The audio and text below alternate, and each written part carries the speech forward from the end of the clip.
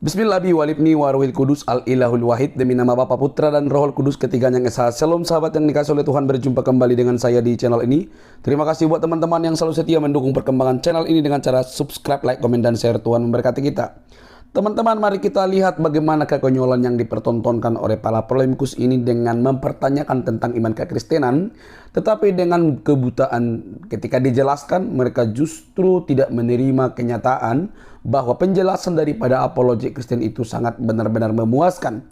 Teman-teman, kebenaran pasti menang dan memerdekakan karena firman Tuhan katakan, kegelapan tidak dapat menguasai terang.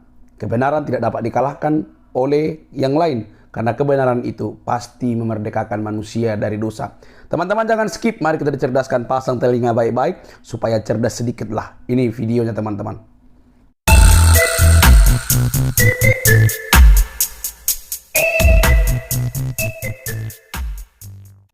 Diskusi malam hari ini mungkin kita langsung serahkan kepada Unirifa untuk bernarasi. Nanti setelah 3 menit dipersilakan untuk narasumber kedua untuk menanggapi argumentasi dari Unirifa. Silakan Unirifa. Oke, saya ya. Oh, saya. Iya, siap. A'udzubillahi minasyaitonirrajim. Bismillahirrahmanirrahim. Assalamualaikum warahmatullahi wabarakatuh. Selamat malam, saudariku, Kakak Kezia, pendeta muda Kezia. Terima kasih, kita telah berdiskusi. Mudah-mudahan diskusi kali ini membawa manfaat baik untuk saya pribadi tentunya, atau untuk orang-orang lain. Ketika saya belajar, maka orang lain pun akan terpaksa ikut belajar bersama saya. Di sini kita tidak berniat untuk saling menjatuhkan, tapi untuk mengeksplor pengetahuan, mengeksplor pemahaman. Itu prolog saya, tidak terkait tema, dan saya akan langsung masuk ke tema. Tema kita adalah tentang konsep ketuhanan. Apa itu konsep? Saya mengatakan bahwa konsep, kalau kita rujuk kepada KBBI, rancangan atau buram, surat dan sebagainya, ide atau pengertian yang diabstrakkan dari peristiwa konkret, gambaran mental dari objek, proses, atau apapun yang ada di luar bahasa yang digunakan oleh akal budi untuk memahami hal-hal lain, atau membuat konsep ini, kalau dalam bahasa sederhananya, adalah produk pikiran manusia. Nah, dalam diskusi kali ini saya tidak akan pernah mengklaim konsep ketuhanan itu artinya Tuhan terkonsep. Nah, dalam Islam kita mengenal konsep ketuhanan itu disebut sebagai konsep tauhid. Apa itu konsep tauhid? Konsep tauhid, kalau kita masukkan ke dalam ide, gagasan, pengertian, pemahaman dari sesuatu yang konkret, maka konsep tauhid artinya adalah bagaimana cara memahami realitas konkret dari sebuah pernyataan yang adalah firman Tuhan, bahwa Tuhan itu berkata, Qul huwallahu ahad. Maka ahad itu bukanlah konsep, tapi ahad adalah perkataan, pernyataan Tuhan tentang dirinya. Maka yang disebut dengan konsep adalah bagaimana cara memahami pernyataan Allah bahwa Allah itu satu. Nah, yang terkonsep bukan Tuhan, tapi yang terkonsep bagaimana cara memahami Tuhan. Karena mustahil Tuhan bisa terkonsep. Bagaimana mungkin kita mau mengkonsep Tuhan? Tuhan tidak material, Tuhan tidak bisa dipegang di toel-toel. Kecuali definisi selanjutnya adalah Tuhan bisa di toel-toel.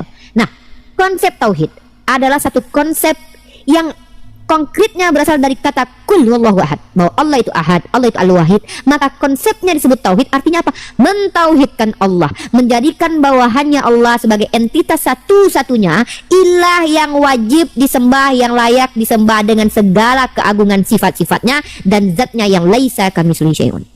Maka tauhid atau mengesahkan Tuhan karena Tuhan itu esa adalah konsep bagaimana manusia memahami Tuhan, bukan Tuhan yang terkonsep. Itu dulu yang dipahami, oke? Tauhid adalah konsep memahami Tuhan, bukan kebagaimanaan Tuhan, tapi bagaimana cara memahami Tuhan. Itu yang dipahami, ya. Nah, asal muasal konsep tauhid ini konkretnya dasarnya dari mana? Dari firman Tuhan yang ditunjukkan di dalam beberapa ayat di Al-Quran. Salah satunya dalam surah apa? Surah Al-Ikhlas. Qul huwallahu ahad. Ya, jadi kalau ada yang mengatakan sama aja kok konsep menuhankan, cara menuhankan Tuhan dengan konsep Tuhan, ya beda. Cara dengan entitas itu beda. Tolonglah bahasa Indonesia jangan perkodok, ya. Jadi kalau kita bicara konsep tauhid, maka saya akan menunjukkan definisi kata ahad dulu, ya. Kata ahad, wahid. Allah itu al-ahad, Allah itu al-wahid. Itu salah satu di antaranya nama-nama Allah. Maka dalam saya tunjukkan datanya teman-teman, ya, saya akan tunjukkan dalil surah Al-Ikhlas, ya. Kul wallahu ahad. Siapa yang perintahkan kita untuk menyatakan bahwa Allah itu ahad? Allah. Dalilnya mana? Surah Al-Ikhlas yang adalah firman Allah. Nah, dalil dalam hadis qudsi yang diriwayatkan oleh Abu Hurairah radhiyallahu anhu, Nabi sallallahu alaihi wasallam bersabda bahwa Allah Subhanahu wa taala berfirman, "Adapun cercaan anak Adam terhadapku ialah ucapannya bahwa Allah telah menjadikan untuk dirinya seorang anak, padahal aku adalah Al-Ahad, yang Maha Esa dan yang menjadi tempat bergantung, bukan yang digantung. Aku tidak beranak dan tidak diperanakan. Tiada bagiku tandingan seorang pun." Hadis riwayat Imam Bukhari, hadis qudsi. Hadis Buraidah radhiyallahu anhu, Nabi sallallahu alaihi wasallam mendengar seorang berdoa dengan mengatakan, "Ya Allah, sesungguhnya aku meminta kepadamu dengan aku bersaksi bahwa Engkau Allah, tiada ilah yang benar kecuali Engkau Al-Ahad, yang Maha Esa, yang menjadi tempat bergantung, bukan yang digantung, dan para hambanya." Hadis riwayat Tirmizi nomor 3473. Dalil Al-Qur'annya ada, dalil hadisnya ada. Kata tauhid sendiri bukan kata yang muncul setelah ratusan tahun Nabi Muhammad wafat. Tidak, tapi kata tauhid sendiri diajarkan oleh lisan baginda Rasulullah Muhammad sallallahu alaihi wasallam. Ya, dalilnya mana? Sudah habis waktu? Ya, ini sudah sekitar 4 menit, Uni Rifa. Oke, tauhid itu Nabi Muhammad ajarkan. Saya akan tunjukkan dalil secara eksplisit bahwa yang mengajarkan tauhid itu adalah baginda Rasulullah, bukan Cahyono, bukan Bambang, bukan Markona yang muncul belakangan setelah baginda Rasulullah wafat. Tapi Nabi Muhammad yang mengatakan bahwa kalian diperintahkan untuk bertauhid. Mana kata tauhid dalam Al-Quran? Definisi tauhid yang dimaksud menuhankan, mengesahkan Allah memang tidak ada, tapi kata tauhid ada dalam Al-Quran. Wa ummatukum ummatan wahid ada, tapi bukan berarti itu maksudnya adalah bagaimana cara menuhankan Tuhan. Tapi bagaimana cara menuhankan Tuhan? Tuhan yang perintahkan dulu. Ayatnya harus ada apa? Qul wallahu ahad. Katakanlah Allah itu ahad. Maka ketika kita mengahadkan Allah, itu disebut sebagai konsep tauhid. Kurang lebih seperti itu. Mohon maaf kalau ada kata yang salah. Saya tidak menyinggung kitab orang lain, tapi saya fokus di dalam iman saya. Nanti setelah pendeta Keiza bercerita memprologkan imannya, baru saya tanggapi. Kalau ada tanggapan silakan dicatat, dipertanyakan. Terima gaji. Silakan lanjut. Terima kasih, Uni Rifa. Mungkin Mbak Mariam untuk timernya, Mbak Mariam pakai 2 perangkat ya? Iya, pakai ini dari tadi sudah apa namanya? Sudah saya mulai tapi kok ternyata di sini mungkin ya. Itu gimana caranya? Untuk kamera, untuk handphone yang satu aktifkan timernya. Kamera yang pakai open cam itu syuting ke arah timer tersebut, jadi biar bisa dilihat sama semuanya gitu. Sudah. Tapi kok nggak bisa ya? Coba open cam.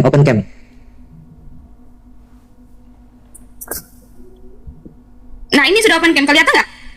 Enggak kelihatan. Kok bisa ya? Ini open cam ini? Gimana ya? Ini sudah open cam ya? Iya, sudah. Coba simpan. Tekan open cam terus simpan. Bisa ya? Bentar. Nah. Oh. Sorry, maaf. Ya, jadi didekatkan ke ini, jadi biar bisa dilihat sama semua narasumber dan juga para penonton untuk timernya. Makanya tadi ada kelewatan sedikit. Oke, kita set untuk pendeta muda ini, pendeta muda Kezia. Seberapa menit? Ya? 5 menit. Biar sama dengan Uni Rifa. 5 menit kita set, 5 menit. Saya mulai ya. Ya, oke, silakan untuk Ibu Pendeta tanggapi pastinya Uni Rifa. Waktu dan tempat dipersilakan. Oke, Shalom Alaikum ya, saya senang dengan adanya debat intelektual debat akademis malam hari ini, karena kemarin juga berjalan dengan kondusif, dan hari ini juga saya berharap kita bisa berdebat intelektual dengan kondusif ya, tidak perlu penunjuk. Dan aku sangat setuju di sini mengeksplor apa yang menjadi keyakinan kita gitu, dan kita tidak bisa memaksakan itu. Kita bicara tentang konsep ya. Memang ada setuju kalau kita bicara, saya rasa kedengaran brother Aman. Oke. Kalau kita membicara tentang konsep itu adalah suatu paradigma, kerangka yang dibangun oleh manusia. Dan kalau kita bicara konsep itu harus dari bawah ke atas. Itu kalau konsep. Sebenarnya Tuhan memang tidak perlu dikonsep.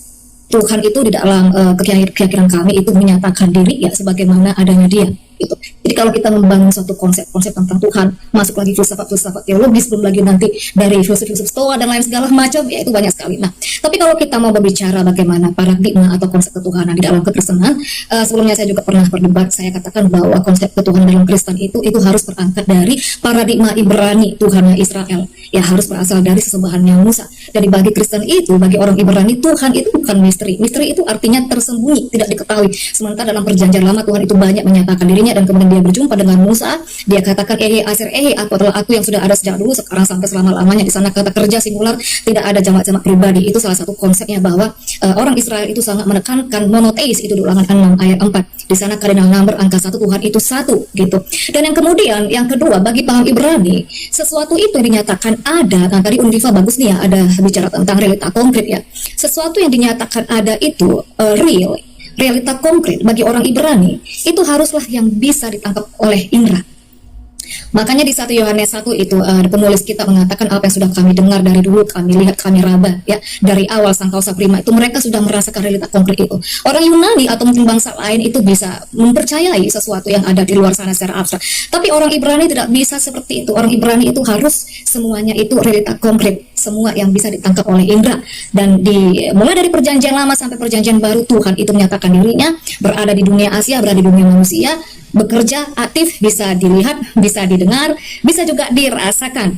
Kemudian bagi orang Israel ya, pencipta itu sesembahan itu hanya satu ya, itu ada di 1 Tawarik 16 ayat 26. Jadi dalam konsep Israel ya, monoteis itu agak beda dengan monolatris, apa mungkin sedikit ada perbedaan dengan tauhid ya, karena saya pernah baca sejarah Muhammad itu pada saat di bangsa Quraisy jahiliyah dia menghancurkan banyak patung ya, bagus itu, dan hanya menyisakan satu gitu ya, membawa kepada Tuhan. Tetapi kalau bagi bangsa Israel, orang Ibrani, monoteis itu bukan seperti monolatris, bukan dari banyak Tuhan kemudian diberikan satu sesembahan eksklusif dipercaya, bukan seperti itu. Tapi memang hanya dialah Tuhan, Yahova. Jadi kami stressing pointnya, teman-teman, stressing point Kristen itu harus berangkat dari Yahova, begitu. Dan bagi bangsa Israel sesuai dengan Tawarik 16 ayat 6 tadi, di luar apa yang mereka sembah itu bukan Tuhan, dan mereka menganggap semua yang di luar itu adalah Allah, berhala-berhala begitu. Makanya kami juga sangat takut. Kami harus mengikuti dari paham orang Ibrani ini gitu. Nah, kemudian yang ketiga, Yahova itu adalah penebus,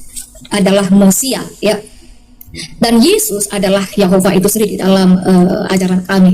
Jadi konsep ketuhanan Kristen itu kesimpulannya, resultansinya ya, itu berangkat dari Tuhan Musa. Musa itu orang Ibrani. Jadi harus memakai worldview, harus memakai paradigma Ibrani. Kenapa kami harus memakai Tuhan Musa dan harus memakai tanah? Karena di Lukas 24 ayat 44 Yesus bilang, dia itu semuanya itu harus digenapi, semuanya itu tertulis tentang Yesus yang ada di Taurat, kitab nabi-nabi maupun Mazmur. Dan kemudian Yesus bilang, mencatat tentang aku, begitu. Nah, terakhir habis. Oke, terima kasih Ibu Pendeta untuk tanggapannya. Selanjutnya kita serahkan ke Unirifa untuk menanggapi narasi yang baru diuraikan oleh Ibu Pendeta. Silakan Unirifa. Pertama, terima kasih buat Ibu Dokter Titis, masakannya enak luar biasa. Terima kasih telah menampung aku, adikmu ini, insyaallah.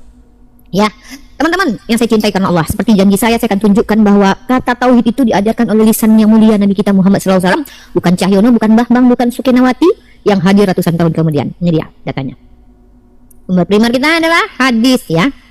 Teman-teman kalau boleh dilihat, hadis riwayat Sahih Bukhari, sahih ya. 6824 telah menceritakan kepadaku dari Abdullah sampai kepada Ibnu Abbas berkata, dikala Nabi SAW mengutus Muaz ke negeri Yaman, Nabi berpesan, wahai Muaz, engkau mendatangi kaum ahli kitab, maka jadikanlah materi dakwah pertama-tama yang engkau sampaikan adalah agar mereka mentauhidkan Allah Ta'ala. Ini dia. Ini dia disebut dengan apa? Ajaran yang bersumber dari ring 1. Bahasa Arabnya apa? Ini bahasa Arabnya. Nah, bahwa di sini Muaz jabal ila nahwi ahlil yaumani qala lahu innaka taqdamu ala qaumin min ahlil kitabi falyakun awwala ma tad'uhum ila ayyuwahidullah. Nah, ini bahasa Arabnya. Ini bukan terjemahan yang tidak ada kaitannya, ini ada nih. Nah, ayyuwahidullah adalah perintah Nabi, bukan perintah Bambang, Cahyono, Ustadz, Kiai manapun, bukan, tapi baginda Rasulullah Muhammad SAW yang memerintahkan. Artinya di sini saya sudah menjabarkan ajaran tauhid itu bukanlah Tuhan yang terkonsep, tapi cara menuhankan Tuhan yang terkonsep. Kemudian dalilnya jelas eksplisit dalam Al-Quran ada, realitas konkret dalilnya ada, bukan Tuhannya harus realitas konkret, nggak ada gitu. Nggak ada istilahnya agama semitik itu memaknai Tuhan itu kalau disebut ada harus real, berwujud, itu Tuhan pagan. Nah, tadi ada hal yang menggelitik saya, pernyataan dari pendeta kita Keiza. menurut orang Ibrani, menurut tradisi Yahudi. Nah, ini saya bingung nih. Tolong saudariku, Anda sebagai Kristen ketika membawa perspektif orang Yahudi atau orang Ibrani, bawakan dalilnya. Kalau tidak, jangan bawa-bawa klaim dari mereka, karena saya sedang berdiskusi dengan orang Kristen, bukan dengan orang Yahudi. Kalau Anda mau mengatakan bahwa paradigma yang Anda bawa sebagai Kristen itu sesuai dengan orang Ibrani, dengan Musa, bawakan dalilnya. Saya katakan paradigma saya tentang menuhankan Tuhan itu sesuai dengan Nabi saya ajarkan. Mana dalilnya? Saya bawakan dalilnya. Tapi ketika Anda mengklaim bahwa Yahudi, Ibrani, konsep ketuhanannya, paradigmanya sama dengan kalian, bawakan datanya saudariku. Nah, sorry, bunyi bola kerongkongan aku. Maaf, jakunnya ketelan. Jadi, teman-teman ketika berbicara, teman Kristen ketika berbicara mewakili orang Yahudi, saya tidak bisa percaya. Saya tidak berdiskusi dengan Kristen. Ya, nah, kemudian bahwa segala sesuatu yang ada itu harus nampak. Siapa yang ngajarin, sayang? Jangankan bicara tentang entitas yang dikatakan Tuhan, ciptaan Tuhan saja tidak bisa dipastikan ada, itu harus berwujud. Loh, apa contohnya? Anda punya perasaan tidak? Punya. Mana realitas konkretnya perasaan? Tidak bisa Anda tunjukkan. Punya akal tidak? Punya. Mana realitas konkretnya? Jadi tidak semua yang ada itu harus berwujud. Janganlah seperti itu. Hanya orang pagan yang memaksakan Tuhan itu harus berwujud. Ya. Nah, kemudian Mbak Keza juga mengatakan, kami pakai paradigma Ibrani. Loh. Tunjukkan kepada saya di mana orang-orang Ibrani atau Bani Israel mengatakan bahwa Tuhan itu terkonsep dengan doktrin bukan keberapaan Tuhan, tapi kebagaimanaan Tuhan, dan konsepnya adalah Trinitas. Tunjukkan saya datanya, sayang. Ya, tolong tunjukkan kepada saya data. Saya tidak butuh asumsi teologi, paradigma teologi dari iman Kristiani, karena saya sudah belajar. Jangan-jangan saya lebih tahu tentang doktrin Tritunggal, doktrin Unitarian, doktrin Oneness, Saksi Yehova, Sabelian. Saya bisa tunjukkan itu, jelaskan. Benar. Saya minta saudariku Kezia, tunjuk Minta maaf, waktunya telah habis. sesuai dengan iman Anda. Makasih. Oke, terima kasih Uni untuk tanggapannya. Kita berikan kesempatan kepada Ibu Pendeta Kezia untuk menanggapi narasi atau tanggapan dari Uni Rifa. Waktu dan tempat, silahkan. Oke, thank you Uni Rifa. Sebelumnya saya FBI ya, for your information, saya bukan Trinitas, saya only Jesus. Tadi saya sudah jelaskan, sebenarnya mungkin Uni tidak menyimak ya. Di sana kami percaya saya tadi sudah katakan itu singular. Saya only Jesus. Tanggapannya. Tak saudariku Kezia, doktrin teologi, paradigma teologi dari iman Kristiani, karena saya sudah belajar. Jangan-jangan saya lebih tahu tentang doktrin Tritunggal, doktrin Unitarian, doktrin Oneness, Saksi Yehova, Sabelian. Saya bisa tunjukkan itu, jelaskan. Benar. Saya minta saudariku Kezia, tunjuk Minta maaf, waktunya telah habis. sesuai dengan iman Anda. Makasih. Oke, terima kasih Uni untuk tanggapannya. Kita berikan kesempatan kepada Ibu Pendeta Kezia untuk menanggapi narasi atau tanggapan dari Uni Rifa. Waktu dan tempat, silahkan. Oke, thank you Uni Rifa. Sebelumnya saya FBI ya, for your information, saya bukan Trinitas, saya only Jesus. Tadi saya sudah jelaskan, sebenarnya mungkin Uni tidak menyimak ya. Di sana kami percaya saya tadi sudah katakan itu singular, tidak ada jamak pribadi, itu satu. Jadi saya bukan Trinitas. Kedua, bagaimana kita bisa membuktikan bahwa bagi orang Ibrani ya, Tuhan yang datang ke Musa itu di Ulangan 6 ayat 4, di sana di sana kata kerja ya. Tuhan itu menyatakan diri, ada bentuk ya, ada penampilan rupa seperti manusia. Dan di sini saya luruskan, Yesus bukan manusia. Tidak ada ayat yang mengatakan dia menjadi manusia. Itu salah terjemahan dari orang-orang di sana. Yang benar, logos sarx egeneto itu menjadi daging. Manusia itu pengakuan makhluk hidup ya. Di sana sarx. Jadi dia hanya datang dalam appearance, penampilan manusia. Terus di sini buktinya. Ini saya balikkan dulu kameranya ya. Sebentar, ini saya kasih data. Kita buka di Kejadian 1 ayat 26 ya. Di situ penciptaan Adam, manusia ya. Let us make God and say according to our likeness, in our image of the sea over. Di sini kalau bisa kita lihat ada Selem Demut. Nah, Selem ini belum kebuka kameranya, belum kebuka. Oke. Iya, ini Kejadian 1 ayat 26 ya. Nih. Di sini ada Selem Demut. Nah, Selem Demut ini bicara tentang gambar rupa. Nah, di sini bicara tentang perasaan, pikiran, emosional ya. Makanya manusia itu punya emosional, perasaan. Jadi Adam, itu bahasa Ibrani itu ya, Adam manusia itu diciptakan sesuai dengan representasi Tuhan. Di sini juga bicara tentang physically, bentuk, form, Sel gemuk itu bicara tentang body, ya ada kepala, tangan, kaki. Nah, Adam menciptakan nih, ada kepala, ada tangan, kaki. Kalau Adam diciptakan sesuai dengan representasi atau replika Tuhan, maka pada saat itu ketika Adam buka mata seperti apa yang Adam lihat, bentuk atau form atau shape dari Yehova itu tadi. Kayak anak ayamnya buka mata, siapa yang dilihat? Di sini Adam diciptakan sesuai dengan gambar rupa Tuhan. Nah, ini masih awal, masih di kejadian penciptaan, manusia itu melihat Tuhan, bahkan berbicara. Ini aja, singkat saja. Thank you. Masih ada menit, Bu Pendeta. Mau dilanjut atau? Nggak usah, itu aja, brother. Itu simple. Oke, terima kasih Bu Pendeta untuk tanggapannya. Masih ada 2 menit. Buat teman-teman yang di bawah 286 orang, bantu tap-tap layarnya biar diskusi kita semakin kuat malam hari ini. Untuk diskusi malam hari ini ditayangkan juga di channel YouTube-nya Unirifa, Rifa MOW TV. Oke, Unirifa, silahkan untuk menanggapi Ibu Pendeta Kesia. 5 menit diberikan kesempatan kepada Unirifa. Dimulai dari sekarang, silahkan.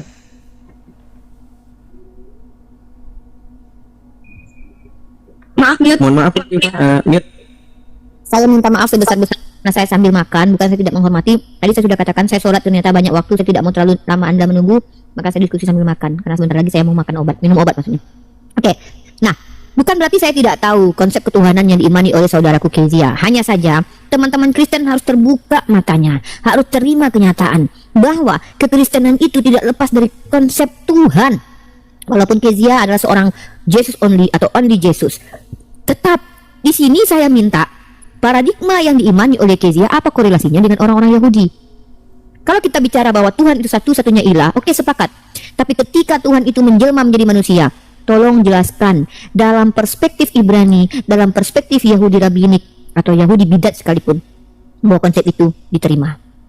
Ya, karena dari tadi Kezia sibuk menceritakan bahwa Anda ini imannya berdasarkan paradigma Ibrani. Di mana Musa ajarkan bahwa Tuhan itu manusia, di mana Abraham ajarkan Tuhan manusia, di mana nabi-nabi lain mengajarkan Tuhan itu manusia. Ya, itu. Aduh, jakun kebetulan lagi. Jadi teman-teman harus paham di sini. Kristen itu punya beberapa denom tentang Yesus. Kristen punya beberapa denom tentang teologi. Oneness atau Sabelian adalah salah satu aliran yang dibidatkan oleh jumhur Kristen, yaitu Trinitas yang dimenangkan konsilinya pada waktu yang memenangkan konsili waktu di tahun 325 yang menyatakan bahwa Bapa dengan Yesus itu hakikat. Maka muncullah ajaran Sabelian ini. Dan tolong Kezia tunjukkan data-datanya, sebagaimana saya menunjukkan bahwa ajaran tauhid itu diajarkan oleh nabi saya. Tunjukkan kepada saya bahwa konsep Jesus only ini, bahwa dialah satu-satu Allah ini diajarkan oleh Yesus sendiri. Jangankan Yesus, sekelas Paulus saja yang membatalkan hukum Taurat dalam 1 Korintus pasal 8 ayat 6 mengatakan ada pemisahan antara Allah dengan Tuhan. Bagi kita hanya ada satu Allah, yaitu Bapa, dan satu Tuhan sebagai perantara, yaitu adalah Yesus.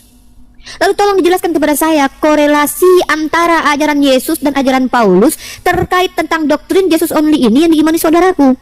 Nah, lebih lanjut lagi, kalau saya salah, tolong luruskan. Jesus only percaya bahwa Bapa itu adalah Yesus, Yesus adalah Bapa.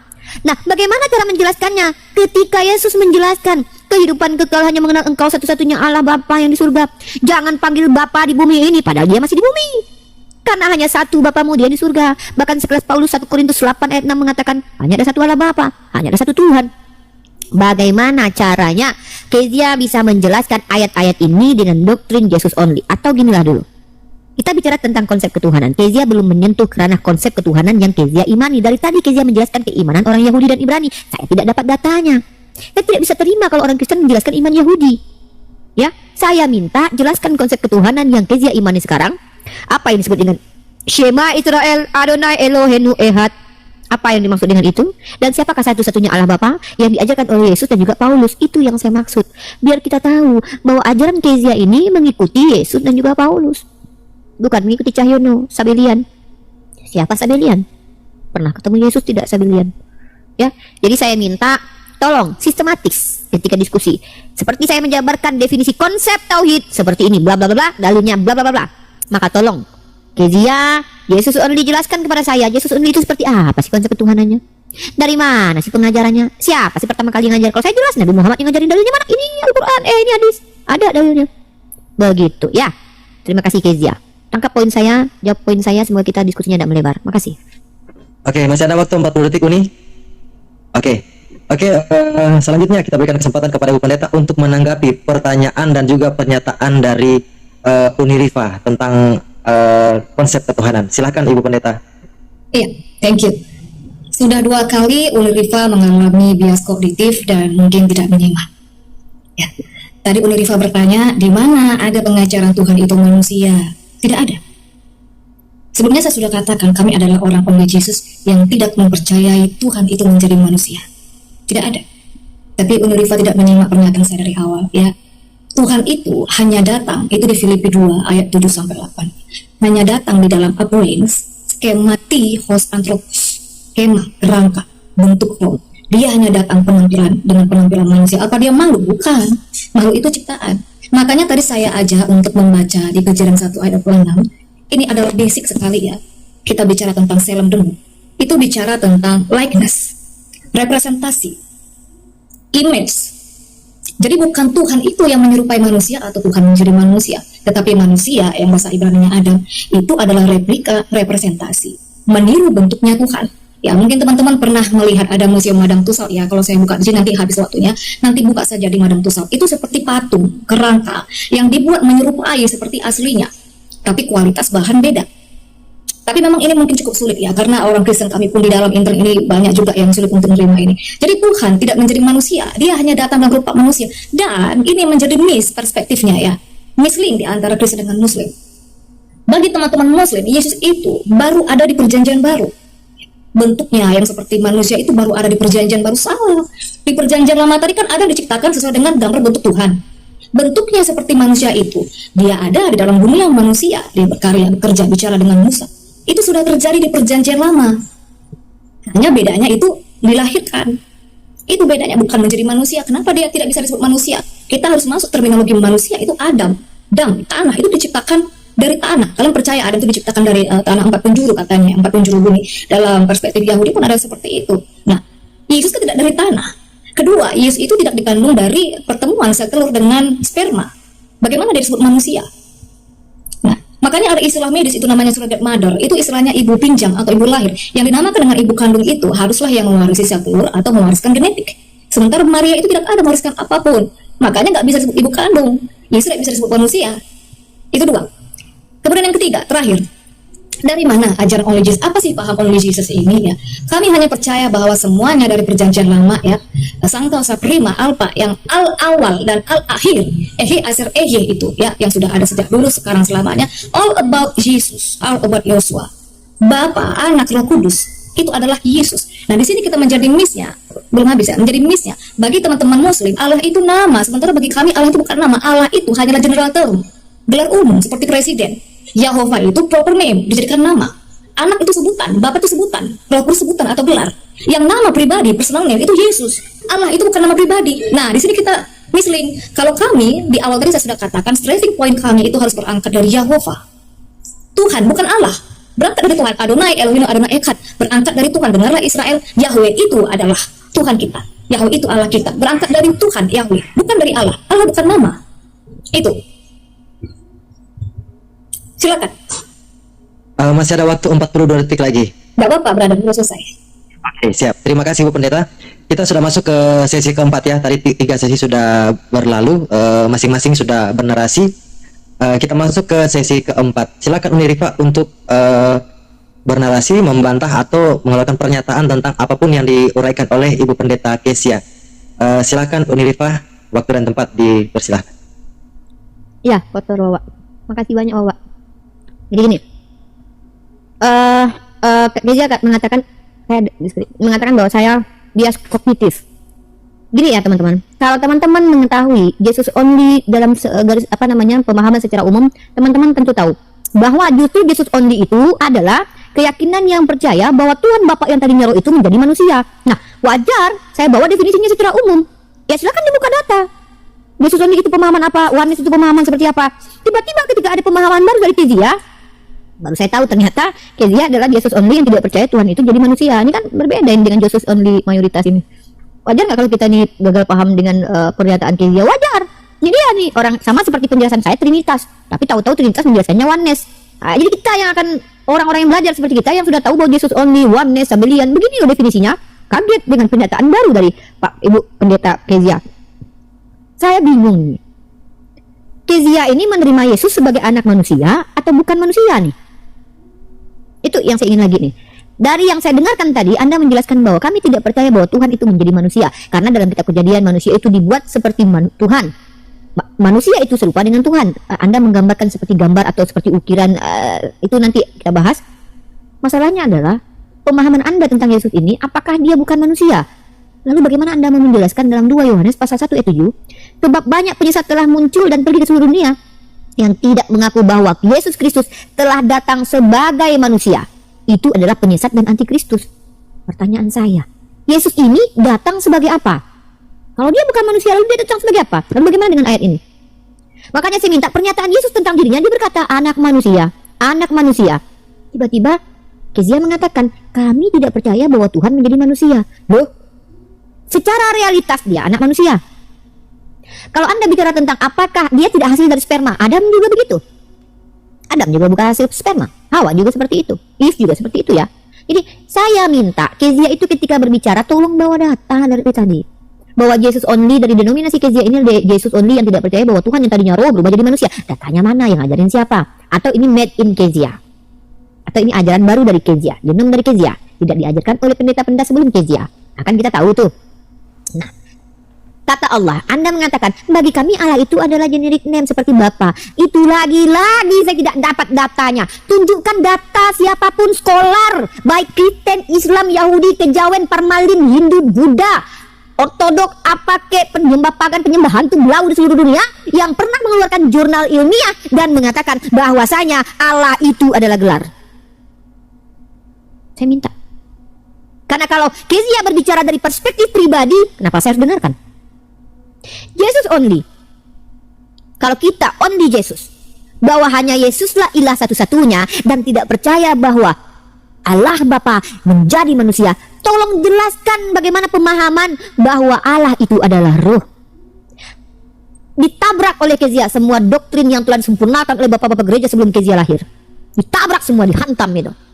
Maka tolong tunjukkan kepada saya. Sekali lagi saya minta maaf, dengan segala hormat saya minta. Ajaran tentang Jesus only yang Kezia jelaskan kepada saya bahwa Kezia tidak percaya Tuhan itu menjadi manusia, tetapi dia adalah, kita adalah replika dari Tuhan. Itu yang ngajarin siapa? Athanasius, Uranus, Neptunus, Tacinus, ya pakai gitu. Itu kalau itu dari Kezia sendiri, mohon maaf. Silahkan. Uni tidak butuh pandangan pribadi dari Kezia karena Uni butuh ilmu. Uni kan seorang mahasiswi pembelajar. Nah, kecuali Kezia ini sudah diakreditasi, sudah terpercaya, sudah terukir, sudah terdata namanya sebagai seorang teolog. Gitu. Terima gaji. Oke, terima kasih Unirifa untuk narasinya. Silakan Ibu Pendeta Kezia untuk bernarasi, membantah atau mengeluarkan pernyataan tentang narasi dari Ibu Unirifa tadi. Silakan Ibu Pendeta. Iya, thank you. Ketiga kalinya mungkin yang tidak menyimak ya. Sebenarnya tadi saya sudah buka data. Interlinear itu data, mau data apa lagi? Ini yang paling dekat, ini bahasa aslinya, dan di situ ada artinya, definisinya. Pertama tadi Kejaran 1 ayat 6. Dari mana buktinya bahwa manusia itu diciptakan sesuai dengan gambar Tuhan? Tadi sudah saya bukakan, itu selem demut, Betselmenu, Kipmutenu. Ya masalahnya kalau tidak diterima ya bagaimana kamu kita paksa. Selem demut itu sudah saya tunjukkan, itu likeness, representasi, image. Itu seperti kerangka, itu seperti patung. Apakah ada yang sama ajaran dengan saya? Ya banyak, yang only Jesus. Tapi kalau misalnya teman-teman selama ini berbuat dengan Trinitas, ya mereka nggak tahu. Mau tiba-tiba buat S2 Trinitas, katanya mau sampai mana pun, ya mereka nggak tahu. Karena kita selalu debatin Trinitas. Kedua, mana sih buktinya bahwa Yesus itu bukan manusia? Memang bukan, nggak ada ayatnya Tuhan menjadi manusia. Jadi dia datang sebagai apa? Sebagai Tuhan, sebagai Yahova. Hanya datang dalam rupa manusia, penampilan manusia. Kita buka di Yohanes 1 ayat 14, saya balikan kamera ini. Bocor nih asbes kami kena kucing. Oke, Yohanes 1 ayat 14. Di situ kita melakukan yang namanya critical text ya. Di dalam untuk orang-orang teolog muslim dengan Kristen sebenarnya ada metode hermeneutik ya kan. Salah satunya critic text. Ada kesalahan terjemahan. Oke, di sini logosars. Dia menjadi daging. Kok belum buka udah. Ini data. Logosars again itu. Dia menjadi daging, bukan menjadi manusia. Apa sih bedanya? Manusia itu bicara tentang makhluk hidup. Pengelompokan makhluk hidup. Manusia, hewan, tumbuhan itu pengelompokan makhluk hidup. Tubuh, soma, itu bicara tentang physically body. Ada kepala, tangan, kaki. Daging itu bicara tentang bahan tubuh, bahan kasar yang ada dalam tubuh ini. Dia menjadi daging, bukan menjadi manusia. Artinya apa? Di dalam perjanjian lama dia sudah ada dalam bentuk seperti kita ini, bukan manusia. Nah, kemudian yang di 2 Yohanes 1 ayat 7 itu ayat yang sering dilempar-lempar oleh teman Trinitas. Kita buka. Mana ini? 2 Yohanes 1 ayat 7. Sebentar ya. 7. Ya. Oke. Antropos ya. Antropos itu bukan hanya bicara tentang manusia. Makanya kalau di bahasa Inggrisnya itu ada perbedaan antara man dengan man. Kalau man, mana sih ini? Sebentar, saya sambil menjelaskan ya. Kalau man, itu bicara tentang pria tunggal. Tetapi kalau man itu bicara tentang laki-laki jamak. Makanya sebenarnya ya Yesus itu datang di dalam rupa pria, karena itu sesuai dengan nubuatan perjanjian lama, lahir seorang putra. Terus di sini ada salah kan? Bukan menjadi manusia, Yesus Kristus coming in flesh, sarki. Yang nggak percaya dia datang dalam daging, yaitu antikris. Karena bagi orang-orang Kristen yang di luar dari paham kami, only Jesus, mereka ngotot menjadi manusia. Mereka menolak itu daging Tuhan, darah Tuhan, menolak, yaitu antikris. Nah, itu dia, Uni. Udah sampai di sini saja, simpel saja. Ya, masih ada waktu Ibu Pendeta 1 menit 10 detik. Kalau sudah selesai, kita langsung ke Uniriva. Tapi sebelumnya buat teman-teman yang ada di bawah, silakan dibantu untuk tap-tap layarnya. Silakan dibantu untuk follow akun official API Jawa Timur dan juga follow atau subscribe channelnya Riva FOW TV. Oke, lanjut Uniriva untuk menyanggah si dari Ibu Pendeta. Waktu dan tempat disilahkan. Maaf, saya harus menyandarkan diri ya, karena saya mulai merasakan ngilu ya di kaki. Oke. Semua yang dijelaskan sama Kezia adalah interpretasi dari pribadinya Kezia tanpa mengutip paham dari skolar. Yang tadi saya terima. Kalau paradigma sendiri yang datang dari Kezia, mohon maaf saya katakan, saya juga seorang pembelajar. Jumpa sama Samuel Siahaan, beda lagi penjelasannya. Jumpa sama Pastor Saraf, beda lagi penjelasannya. Jumpa sama Pendeta Joshua Teu, beda lagi penjelasannya. Saya minta secara akademik, dalam ranah akademik, ketika membuat makalah, ada sebuah penjelasan kaidah ilmu yang diluncurkan, yang dipahami, yang diterima, maka itu mustahil datang dari satu orang saja yang tidak punya kredibilitas terkait tentang hal itu. Penjelasan Kezia ini saya mau verifikasinya dari para teolog gitu loh. Kan itu yang saya minta tadi. Kalau Kezia menjelaskan, saya juga bisa seperti itu. Bahkan saya lebih canggih lagi dari Kezia, itu menjelaskan Bible dengan representasi sendiri. Nggak perlu Roh Kudus saya. Bahkan itu make sense saya buat nanti. Tapi saya bukan itu. Apa yang Uniriva katakan bukan ilmu dari Uniriva, tapi berdasarkan pengetahuan Uniriva dari hasil pelajarannya. Dari mana? Rujukannya adalah Al-Quran. Rujukannya adalah hadis. Bukan Uniriva yang jelaskan. Ibnu Abbas adalah siapa? Ring kedua setelah Nabi Muhammad SAW. Dia yang menjelaskan. Bukan Uniriva yang menjelaskan representasi makna dari tauhid itu. Bukan sayang. Tapi itu adalah penjelasan yang dibawakan oleh para ulama. Dalam ranah akademik kita seperti itu. Nah, kemudian satu pertanyaan. Saya mau ini dijawab. Kalau tidak ada, tolong jangan diada-adakan. Kalau memang ada, silakan sampaikan ayatnya. Kalau tidak ada, jangan coba diada-adakan. Mohon minta maaf. Kezia, dasar pertanyaan saya adalah ketika Kezia mengatakan Yesus itu sudah ada di dalam kitab perjanjian lama, maka saya minta tunjuk satu dalil yang mana menyatakan bahwa yang bernama Yesus sebagai Tuhan pernah ada entah dalam bentuk apapun sebelum dia dilahirkan dan diberi nama oleh Maria dan bapak tirinya, yaitu Yesus yang diberikan oleh malaikat. Kalau tidak ada datanya, jangan mengada-adakan yang tiada. Bidat namanya itu. Jadi berdasarkan statement Kezia bahwa Yesus telah ada sebelum dia dilahirkan dan diberi nama Yesus oleh orang tuanya, tunjuk satu ayat dari Kejadian sampai kitab Wahyu sampai kitab Deuterokanonik atau kitab Tripitaka atau kitabnya orang Hindu bahwa ada pernyataan ada entitas bernama Yesus sebelum dia dilahirkan dan dianggap sebagai Tuhan. Kalau tidak ada, jangan diadakan, tidak boleh, tidak bagus begitu ya, karena ini statementnya apa? Yesus sudah ada sebelum dilahirkan, gitu ya. Jadi kalau bicara tentang itu ada firman. Wait. Saya tidak mau representasi pribadi, asumsi teologi pribadi. Boleh asumsi teologi minimal dari denominasi. Skolarnya verifikasi. Siapa skolarnya? Ya minimal guru besar lah gitu, dari teologi, kan enak gitu. Kalau tidak ada, jangan buat uni seperti ini. Pusing kepala uni begini jadinya. Nanti udah ketemu lagi sama Pastor Sarah. Oh, Joseph Andy adalah begini-begini. Pak Hendritan bilang begini lagi. Terus jumpa lagi sama Joshua Teu. Begini lagi katanya. Jumpa lagi sama Samuel Sihaan. Ada lagi jawabannya. Lama-lama aku adu-adu kalian semuanya. Sini Pak Indritanku jodohin sama Samuel nanti. Makizia beda lagi penjelasannya. Namanya sama-sama Jesus only. Ini tolong secara akademik. Mungkin Kezia dari gaya bahasa adalah seorang akademisi. Ketika kita membuat makalah, mahasiswa dan mahasiswa itu buat makalah, yang analisa itu nanti belakangan dinilai. Tapi yang akan dinilai dosen adalah mana daftar putakanya. Dari mana kau tahu itu? Begitu. Terima kasih. Oke, terima kasih Unirifa untuk narasinya. Silakan Ibu Pendeta untuk menyanggah pernyataan Unirifa dan juga menjawab pertanyaan dari Unirifa yang akan ditanyakan. Silakan Ibu Pendeta, waktu dan tempat disilahkan. Di bawah ada temanku. Oke, thank you Rifa ya. Bicara siapa scholarnya? Saya scholar. Ada nggak teolog lain yang sama pemahamannya sama saya? Ada kayak seperti PSBN, ada Pak Jerry Elim, ada banyak teolog. Ya. Kedua, sama berbeda, cara berbeda ya. Mau diadukan dengan saya, diadukan saja. Memang saya beradu dengan mereka. Dari kemarin saya beradu dengan mereka karena mereka pahamnya binatur. Yesus 100% Tuhan, 100% manusia. Memang justru saya counter attack mereka. Mereka di mana belajar? Mereka sekolah. Tidak. Karena saya counter attack mereka, karena banyak kami yang sudah mendebatkan mereka, makanya mereka itu sudah agak berubah. Mereka yang jangan mengaku-mengaku. Oke, ketiga. Tadi sebenarnya saya sudah bawa data ya, dari mana sih berangkat, Ulangan 6 ayat 4. Tadi saya sudah buka. Ya, kita kan ini aja, teknologi sekarang semakin berkembang, ya kan, banyak akses yang bisa kita terima. Kita sekarang untuk melihat bahasa asli, kan dalam hermeneutik itu pun ada critical text. Ya, kita bisa mengkoreksi mana terjemahan yang salah. Tadi saya sudah koreksi, saya buka bahasa aslinya, interlinearnya. Kan kita gak mungkin lagi saya ajak Unirifa atau teman-teman yang lain ke Israel sana kan untuk mengetahui, oh ini bahasa asli nggak perlu. Sekarang kita sudah sangat terbuka, teknologi semakin berkembang. Nah ini ekad ini cardinal number, ya, maskulin singular. Ya kami berangkat dari sini, Tuhannya Israel. Dia ketemu sama Musa. Terus di mana Yesus itu ada di perjanjian lama? Ini saya baca ayatnya ya, mana tadi yang ditawari. Yesus bilang, semua kitab nabi-nabi, baik yang di dalam Taurat, yang ada di dalam Mazmur, ya itu harus tergenapi. Di Lukas 24 ayat 44, itu harus tergenapi tentang dia.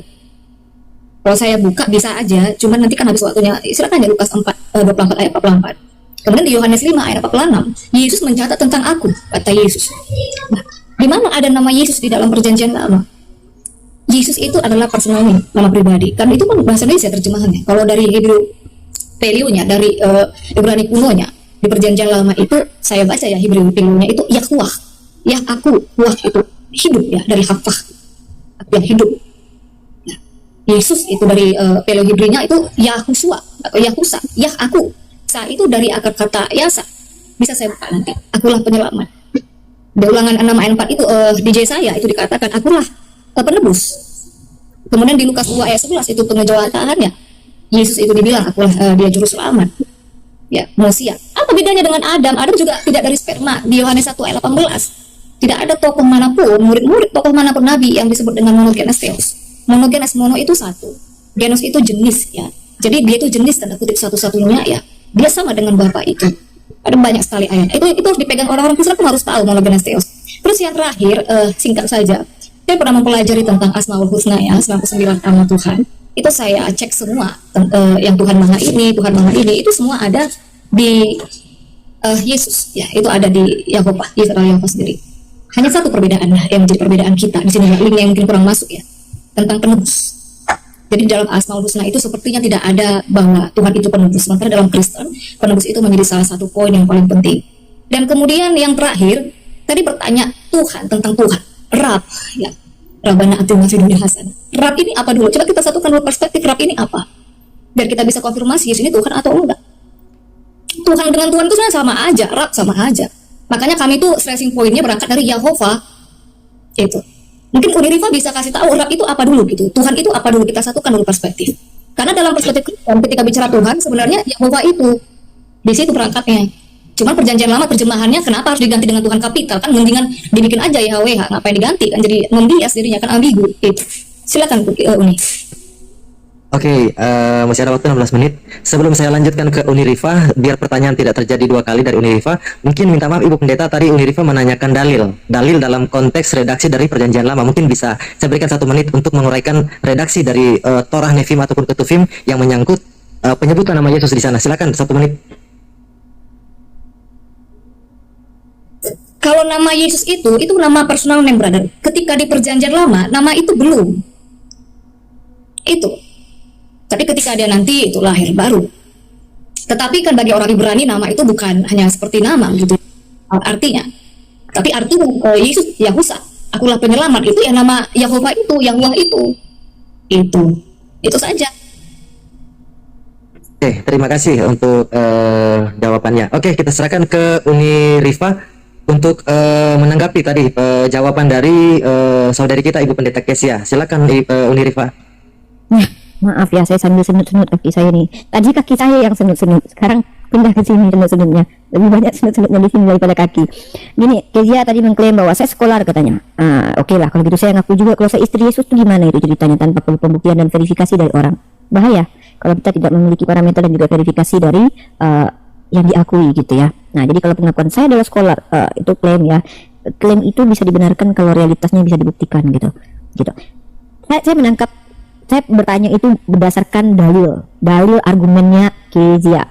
Kezia mengatakan Yesus itu sudah ada sebelum dia dilahirkan. Nah, ketika bicara tentang Yesus, maka kita bicara tentang Yesus, bukan bicara tentang entitas lain yang bukan Yesus. Saya minta mana dalilnya satupun, tunjukkan kepada saya bahwa Yesus itu sudah dikatakan Yesus. Kita bicara tentang Yesus ada sebelum dilahirkan dan dia adalah Yesus sebagai Tuhan. Itu yang saya minta. Kan tidak ada, ya sudah, tidak apa-apa. Makanya saya katakan, tolong jangan diada-adakan sesuatu yang tidak ada. Tapi terima kasih jawabannya, saya hargai itu.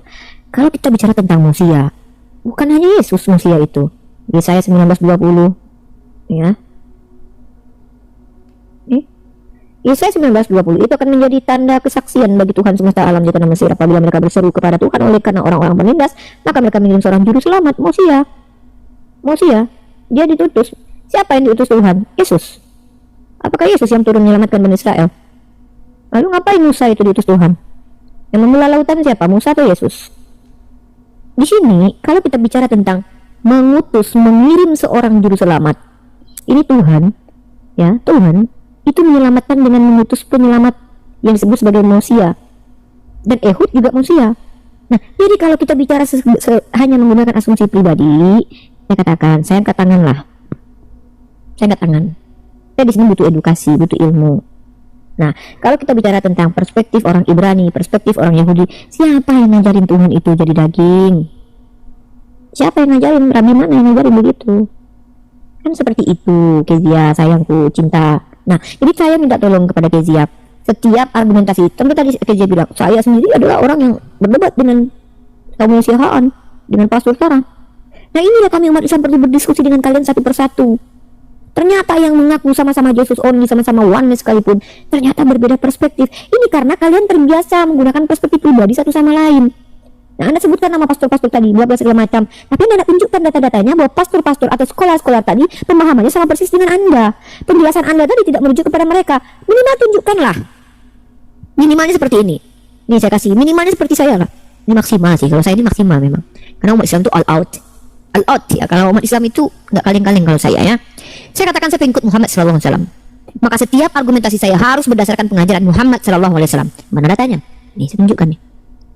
Konsep tauhid itu bukan konsep yang diajarkan Cahyono, bukan Kang Dito yang mengajarkannya, bukan Ustadz Abdul Somad, bukan Buya Yahya, tapi Ibnu Abdullah ini namanya. Dikala Nabi SAW mengutus Muaz ke negeri Yaman, Nabi berpesan. Jadi yang berpesan siapa di sini? Muhammad SAW. Wahai Muaz, engkau mendatangi kaum ahli kitab, maka jadikan nama terdakwa pertama-tama yang engkau sampaikan adalah agar mereka mentauhidkan. Ini rujukan saya ada, sumber primer saya ada, hadis yang memang adalah dasar sumber pengetahuan umat Islam. Apakah sini yang mengatakan adalah Imam Bukhari? Tidak, Imam Bukhari hanya menukil. Nah, ketika kita menjelaskan banyak hal terkait A, I, U, E, O, penjelasan ayat, saya minta secara akademik itu dari mana dapatnya? Kan begitu. Nanti jumpa lagi saya sama Pastor Ben ini. Beda lagi perspektifnya. Lama-lama kalian aja lah diskusi semua, nggak perlu kami umat Islam ikut campur kan gitu. Capek kami. Karena lain sini lain, Kezia pun lain. Kan gitu Kezia. Kurang lebih seperti itu. Terima kasih. Oke, terima kasih Uni Rifa. Sebelum kita lanjut masuk ke sesi yang ke-8 ini, untuk 458 orang yang sudah hadir di Room Api Jawa Timur, bantu di tap layar, bantu di subscribe channelnya Uni Rifa MOW TV di YouTube, bantu follow juga akunnya para narasumber, ada Uni Rifa dan juga Pendeta Kesia. Bantu di follow ya akun para narasumber. Oke, kita masuk ke sesi ke-8. Silakan untuk Ibu Pendeta Kesia untuk menyanggah pernyataan dan juga menjawab pertanyaan dari Unirifah. Silahkan Ibu Pendeta. Sedikit sebelum Mbak Kezia izin jangan menjalankan waktu. Saya masih punya utang menjelaskan Rob ya. Nanti saya minta waktu saya untuk menjelaskan Rob khusus untuk Mbak Kezia. Oke, iya. Sebenarnya udah bolak-balik sih. Ini atau mau nanya begini sih, kira-kira dalam hermeneutik itu metode apa yang kita pakai? Pada saat saya bawa Ulangan 6 ayat 4, apakah itu bukan data? Misalnya Uni bilang, ya kami itu berangkat dari apa ajaran dari agama kami, dari seperti dari Muhammad dan segala macam. Di Keluaran tadi itu ya, di Ulangan itu kan Tuhan datang kepada Musa. Apakah itu bukan data? Di mana lagi mau kita ambil data? Uni pakai Quran, saya pakai Alkitab. Metode yang saya pakai hermeneutik itu ada yang namanya masuk ke bahasa asli, saya pakai interlinear. Kira-kira mau datanya bagaimana lagi? Itu satu. Terus yang kedua tadi, Unirifa belum menyimak ya tentang monogenes theos tadi. Kalau tadi Unirifa punya ayat-ayat di situ bisa dibuka, itu Yohanes 1:18, buka bahasa aslinya monogenes theos. Maksudnya tadi kan Unirifa dan teman-teman muslim kan bertanya, ini juga jurus selamat Musa dan segala macam. Saya sudah jelaskan sebelumnya, tidak ada tokoh, tidak ada siapapun nabi yang disebut monogenes theos. Itu hanya Yesus. Itu di Yohanes 1:18. Saya kasih ayat, saya kasih data kan. Kita buka lah Yohanes 1:18. Nanti bilang saya nggak pakai data lagi. Cuma kalau buka begini kan waktunya jadi kemakan. Kita buka ya. Apa bedanya dengan Musa, dengan tokoh-tokoh, dengan nabi yang lain? Saya buka ya. Saya balik ke kamera dulu. Sebentar ya. Ini udah nggak nih? Ini gimana sih? Oh. Yohanes 1:18. Nggak ada tokoh manapun, rasul mana dimanapun nggak ada yang ini disebut monogenes theos. Nih, only begotten God. Hanya Tuhan, hanya Dia satu-satunya. Allah itu tidak ada seorang pun yang dapat melihat Tuhan ya, tidak melihat Allah. Hanya Dia satu-satunya Allah yang menyatakan itu monogenes theos. Simple. Kemudian masalah apa lagi tadi ya? Masalah oneness sama JO ya. Ini bukan hal yang penting kali sebenarnya. Jadi oneness itu agak ada bedanya dengan JO ya, teman-teman. Oneness itu masih ada tersisa paham-paham trinitas ya. Mereka katakan Yesus itu adalah manusia. Kalau kami only Jesus, ya mengikis, meng-counter attack apa paham-paham mereka. Itu. Terus apa lagi tadi? Udah itu aja. Yang simpel-simpel aja. Kecuali misalnya kayak Unirifa bisa membantah atau bisa meng-counter, tidak ada monogenes theos, Yesus bukan monogenes theos dengan Bapa. Boleh. Udah. Oke. Waktu sebenarnya 2 menit 16. Oke, kalau sudah ini kita lanjut langsung ke Unirifa untuk menanggapi. Silakan Uni. Baiklah. Saya kasih Kezia menunjukkan bahasa Yunani, monogenes theos. Saya tunjukkan bahasa Ibrani, guys. Bahasa Ibrani-nya di mana? Teman-teman buka semuanya Mazmur 90 ayat 2. Ya, mari kita buka. Caranya adalah palingkan wajah Anda. Tunjuklah ini, mata saya ngerikan ya. Nanti saya jelaskan langsung itu tentang Rob tadi. Dalam Mazmur pasal 90 nomor 2, teman-teman akan membaca dalil seperti ini.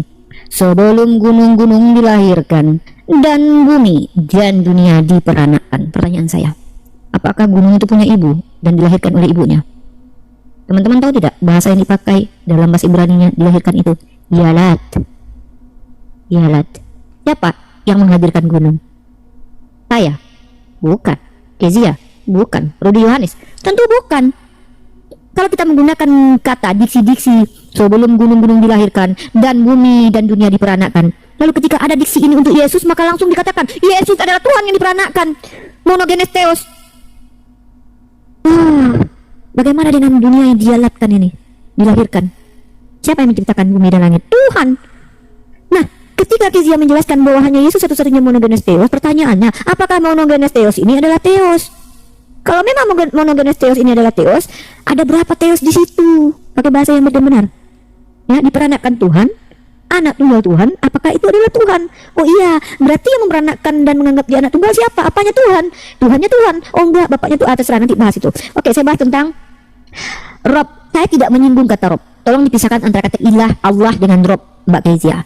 Rob itu bisa dimaknai pemelihara, pemilik. Allah itu Rabbul Alamin. Saya kalau berdoa Rabbayani saghiro, apakah orang tua saya Tuhan? Sepadan dengan kata Lord, saya akui, oke. Kurios, boleh. Sama dengan Rob. Saya mengkritisi pernyataan Anda yang mengatakan bahwa mak bagi kami Allah itu adalah sama dengan Bapak, istilahnya apa namanya itu generic name atau gelar. Yang saya minta itu datanya, bahwa kata Allah itu kalau Allah dalam bahasa Ibrani artinya sumpah serapah. Kalian melatinkan tulisan alif lam lam ha ke dalam kata ALLAH. Allah kalian baca, itu tidak bisa secara kaidah bahasa. Bagaimana huruf yang double L itu kalian baca dengan Allah? Huruf L-nya harusnya satu. Tapi ketika kalian mengatakan bahwa bagi kami Allah itu, di dasar katanya dari mana? Dan dasar bahwa Anda, saya kasih kamus Oxford lah. Saya minta waktu masih ada ya 2 menitnya. Nah, kalau saya kasih data ini, ya, kamus Oxford, kamus Al-Munjid, ya. Nah, saya setidaknya nih pakai referensi ya. Kamus universal ini, bukan punya muslim ini. Duh, kok nggak bisa ini, lama kali. Nah, ini, mari kita baca. Saya tidak bicara tentang Rob, saya tidak mengkritisi tentang Rob tadi. Kalau Rob itu saya sepakat, sama dengan Kurios. Allah adalah nama Tuhan di kalangan umat Islam dan umat Kristen Arab. Nah, ini data saya. Bantah data ini, bantah Oxford referensi ini dengan data lagi. Bahwasanya kata Allah itu adalah gelar atau generic name. Gitu caranya. Nah, jadi kalau kita bicara tentang Tuhan, dalam bahasa Arab Tuhan itu dipadankan dengan kata ilah. Sembahan itu banyak. Zeus juga sembahan. Parmalin punya sembahan. Orang Hindu punya sembahan. Makanya kami bernarasi, kami bersyahadat la ilaha illallah. Tiada ilah yang layak disembah. Karena yang lainnya itu bukan ilah, melainkan hanya Allah lah yang patut diilahkan. Kalian mengilahkan ilah-ilah yang tidak patut diilahkan. Jadi yang saya minta dari tadi itu adalah data akademik. Kalau tadi dibawa ke dalam ulangan, itu saya tadi ulangan berapa tadi? Ulangan 4 tadi. Itu adalah ayat yang direpresentasikan oleh Kezia secara pribadi. Di mana di situ dikatakan bahwa Tuhan itu menjadi manusia tidak ada. Oke, tidak kita akui Tuhan tidak menjadi manusia. Bagaimana dengan realitas konkret yang bahwa Yesus yang dikatakan Tuhan itu adalah manusia? Mana datanya Uniripa? Saya sudah tunjuk tadi. Barang siapa yang tidak mengakui dia datang sebagai manusia, maka itu antikristus. Loh, sebagai manusia loh. Kecuali di situ dituliskan, barang siapa yang mengakui bahwa dia datang sebagai gambaran manusia, ecek-eceknya jadi manusia, cosplaynya manusia, pura-pura jadi manusia, padahal bukan manusia. Kalau dia bukan manusia, jangan katakan dia manusia. Ketika Kezia mengatakan dia bukan manusia, tapi kata yang dipakai di situ adalah man, laki-laki, manusia, anak manusia, berarti ada penipuan dalam masalah bahasa, entah teks aslinya ataupun bahasa terjemahannya. Jelaskanlah itu kepada kami. Terima kasih. Oke, terima kasih. Langsung saja ke Ibu Pendeta untuk menyanggah pernyataan dan juga pertanyaannya Unirifa. Silakan Ibu Pendeta. Aku sepertinya merasakan di sini Unirifa itu berkali-kali kurang konsentrasi, gitu. Dan aku di sini harus mengulangi topik yang sama berulang kali. Kan Unirifa atau teman-teman muslim kan selalu bilang nih ya, kalian bani terjemahan. Justru di sini aku mendapati bahwa Unirifa itu yang bani terjemahan. Tadi saya sudah buka data, saya sudah buka di 2 Yohanes 1 ayat 7. Di mana Tuhan menjadi manusia? Gak ada. Oh, ini terjemahan ya, sudah berarti bani terjemahan bukan saya dong. Justru kami itu tidak mau menjadi bani terjemahan, makanya kami melakukan metode hermeneutik critical text. Saya bertanya kepada Unirifa, kita sekarang bicara hermeneutik di dalam Islam, teologi Islam itu ada hermeneutik, ada metode. Kristen juga. Sekarang kita mau pakai metode apa? Coba. Salah satu metode hermeneutik itu kita masuk ke dalam critical text. Saya tidak memakai hanya terjemahan. Saya memang harus mengakui objektif, ada banyak sekali human error dalam terjemahan. Jadi ketika Unirifa ini 2 kali saya hitung untuk membawa terjemahan, berarti Unirifa itu ya memang bani terjemahan, bukan sayanya, bukan Kristennya, kan begitu. Itu satu. Kedua, tentang gunung yang diperanakan. Ya. Ini bagaimana metode Unirifa ini melihat ayat Alkitab itu kan bukan hanya 1-2. Kita harus bisa melihat connecting dots, benang merah antara pasal 1 dengan pasal lain. Apakah ada gunung itu disebut monogenes theos? Apakah gunung itu disebut Ehi Aser Ehi yang di Ulangan 6 ayat 4? Jadi nggak cocok gitu, nggak apple to apple, maksudnya disandingkan dengan Yesus, ya kan? Oke, yang ketiga, saya langsung masuk ke dalam substansi aja biar nggak usah terlalu banyak retorika.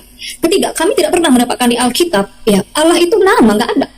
Interlinear, nggak pernah, ya kecuali begini, kecuali mungkin ada teman atau Unirifa bisa memberikan data di dalam Alkitab kami interlinear atau dalam perspektif Ibrani. Kebetulan saya mempelajari wafil Ibrani dan saya juga punya teman dari Mesianik, ya mereka konvert ke Yudaisme, tapi sama pahamnya. Belum pernah menemukan Allah itu adalah nama, kecuali teman-teman atau Unirifa bisa memberikan. Nah, ini Ulangan 6 ayat 4. Itu Yahova, makanya kami itu berangkatnya di Yahova ini, Unir. Itu proper name. Sebenarnya itu dijadikan nama. Bukan nama yang nama personal nama pribadi, personal name itu ya Yahshua, Yesus. Itu. Terus yang terakhir, pas. tentang Rab. Tadi Uni bilang Rab apa artinya?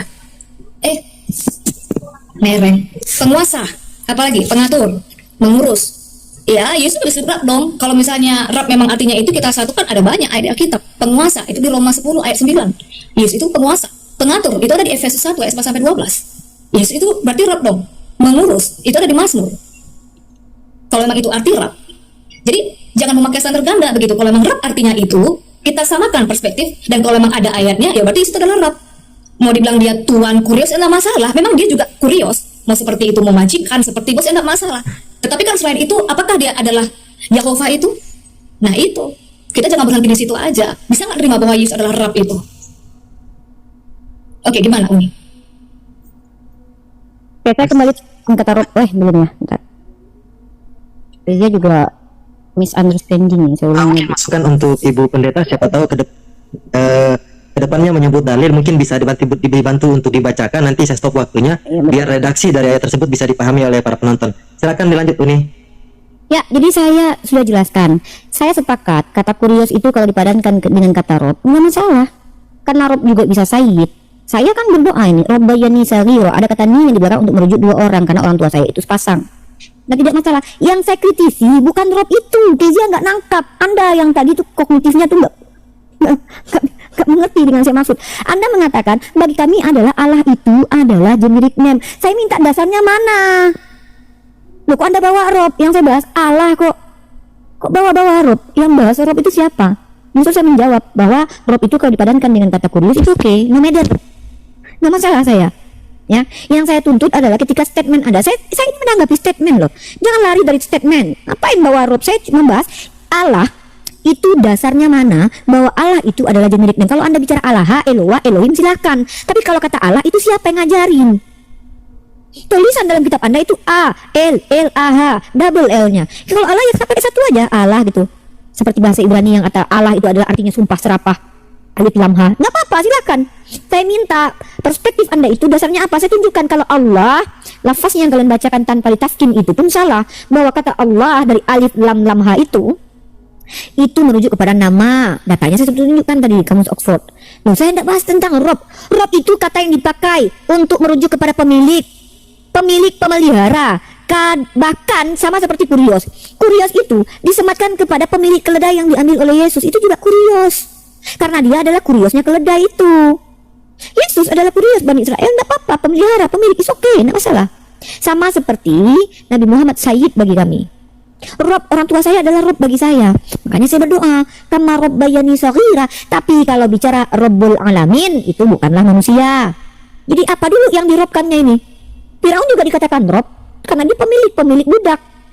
Nah, saya mempermasalahkan kata Allah yang Anda katakan adalah generic name itu, saudariku. Jangan lari ke Rob. Apa pula urusannya dengan Rob? Beda lah. Rob dengan ilah beda lah. Katanya beda. Dalam Islam itu tidak ada ambigu seperti itu. Jelas penekanannya.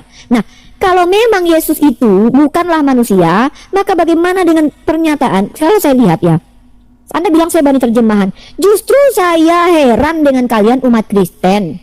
Mana terjemahannya yang paling benar? Tadi Yohanes berapa tadi? Sorry, saya ini ya.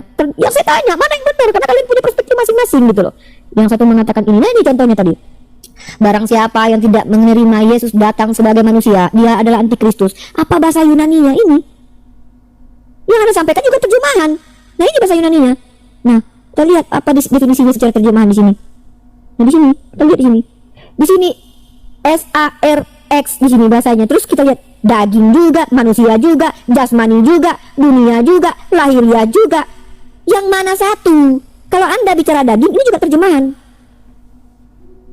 Anda akan bilang ini daging, itu salah satu terjemahan. Masalahnya terjemahannya bukan cuma satu itu. Terjemahannya ada banyak nih. Nih. Daging juga, manusia juga. Dari mana Anda mengatakan bahwa cuma daging terjemahannya lalu manusia salah? Jasmani salah. Jadi ketika Anda menjelaskan bahwa Anda bukan umat terjemahan, justru Anda menerjemahkan sesuatu yang dari tanda nih bahasa Yunani. Makanya tolong pakai linguistik. Tunjukkan kepada saya bahwa definisi bahasa Yunani bahwa barang siapa yang mengaku Yesus itu datang bukan sebagai manusia, maka dia antikristus. Tunjukkan kepada kami bahwa definisi manusia yang diterjemahkan itu salah. Bukan manusia ini. bukan manusia sama sekali. Terjemahannya salah. Saya cuma tuntut kepastian itu, bahwa ternyata salah satu terjemahannya merujuk pada manusia itu salah besar. Maka setiap Yesus berkata, aku anak manusia, anak manusia, anak manusia, itu semua salah. Deklarasikan itu. Bukan berarti saya mengatakan bahwa ini loh Kezia, terjemahannya anak manusia. Bukan. Saya minta deklarasikan kalau itu salah. That's my point. Makasih. Oke, terima Apa kasih. ini closing statementnya ini? Ini masih Satu ada saya ada satu tulisan. masih ada satu sesi habis sesi ini masih ada satu sesi lagi ini baru ada closing statement. Sebelum dilanjut mungkin nanti untuk kedua narasumber siapapun Saya yang minta menggunakan dalil dari Bible ataupun dari Al-Qur'an mohon tolong dibacakan biar menjadi edukasi buat para penonton. Jadi untuk kedua narasumber ya, jika mengutip dalil dari Al-Qur'an ataupun Bible, minta tolong dibacakan apa redaksi dalil tersebut biar menjadi edukasi. Silakan untuk Ibu Pendeta. Oke, thank you brother. Saya bolak-balik harus bertanya begini ya, apa metode hermeneutik yang mau Unirifa pakai? Ya, saya tidak tahu apa metode hermeneutik ketika teman-teman membahas Al-Quran, ya. Tetapi kalau di Alkitab itu ada yang namanya salah satunya adalah selain critical text itu melihat konteks. Contoh Elohim, Musa pun bisa disebut Elohim, hakim-hakim pun disebut Elohim, kita pun bisa disebut Elohim. Tetapi ketika itu berbicara untuk pencipta, untuk Tuhan, itu konteksnya bukan kepada manusia. Jadi memang ini agak sulit mungkin teman-teman muslim untuk sampai, karena ini kan ranahnya bagi orang Kristen. Silakan dicek aja nanti. Musa pun sebut Elohim, benar nggak? Oke, itu satu. Kedua, sebenarnya dari tadi saya sudah bolak-balik membuka data, kenapa saya harus berulang-ulang? Oke, yang Tuhan menjadi itu manusia, logos ars egemoto. Itu di bahasa Inggrisnya flesh. Coba kalau tadi Unirifa bisa membuka interlinearnya, kenapa tidak dibuka? Flesh itu apa?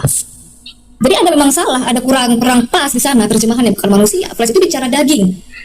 Daging itu bicara tentang bahan tubuh. Hak Adam, anak Adam, bukan manusia.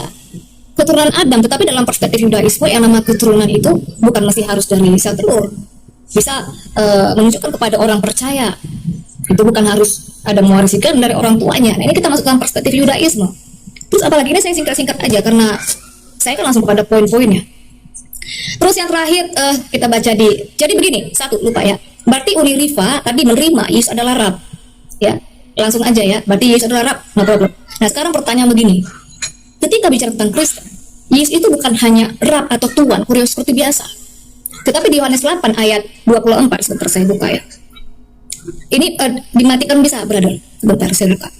Untuk timer dimatikan selama dibacakan dalilnya ya. Nanti terima kasih. Oke, lanjut brother. Di Yohanes 8 ayat 24 itu ya, karena itu tadi aku berkatakan begini ya, Unirifa. Unirifa ini kan memakai kitab Uni.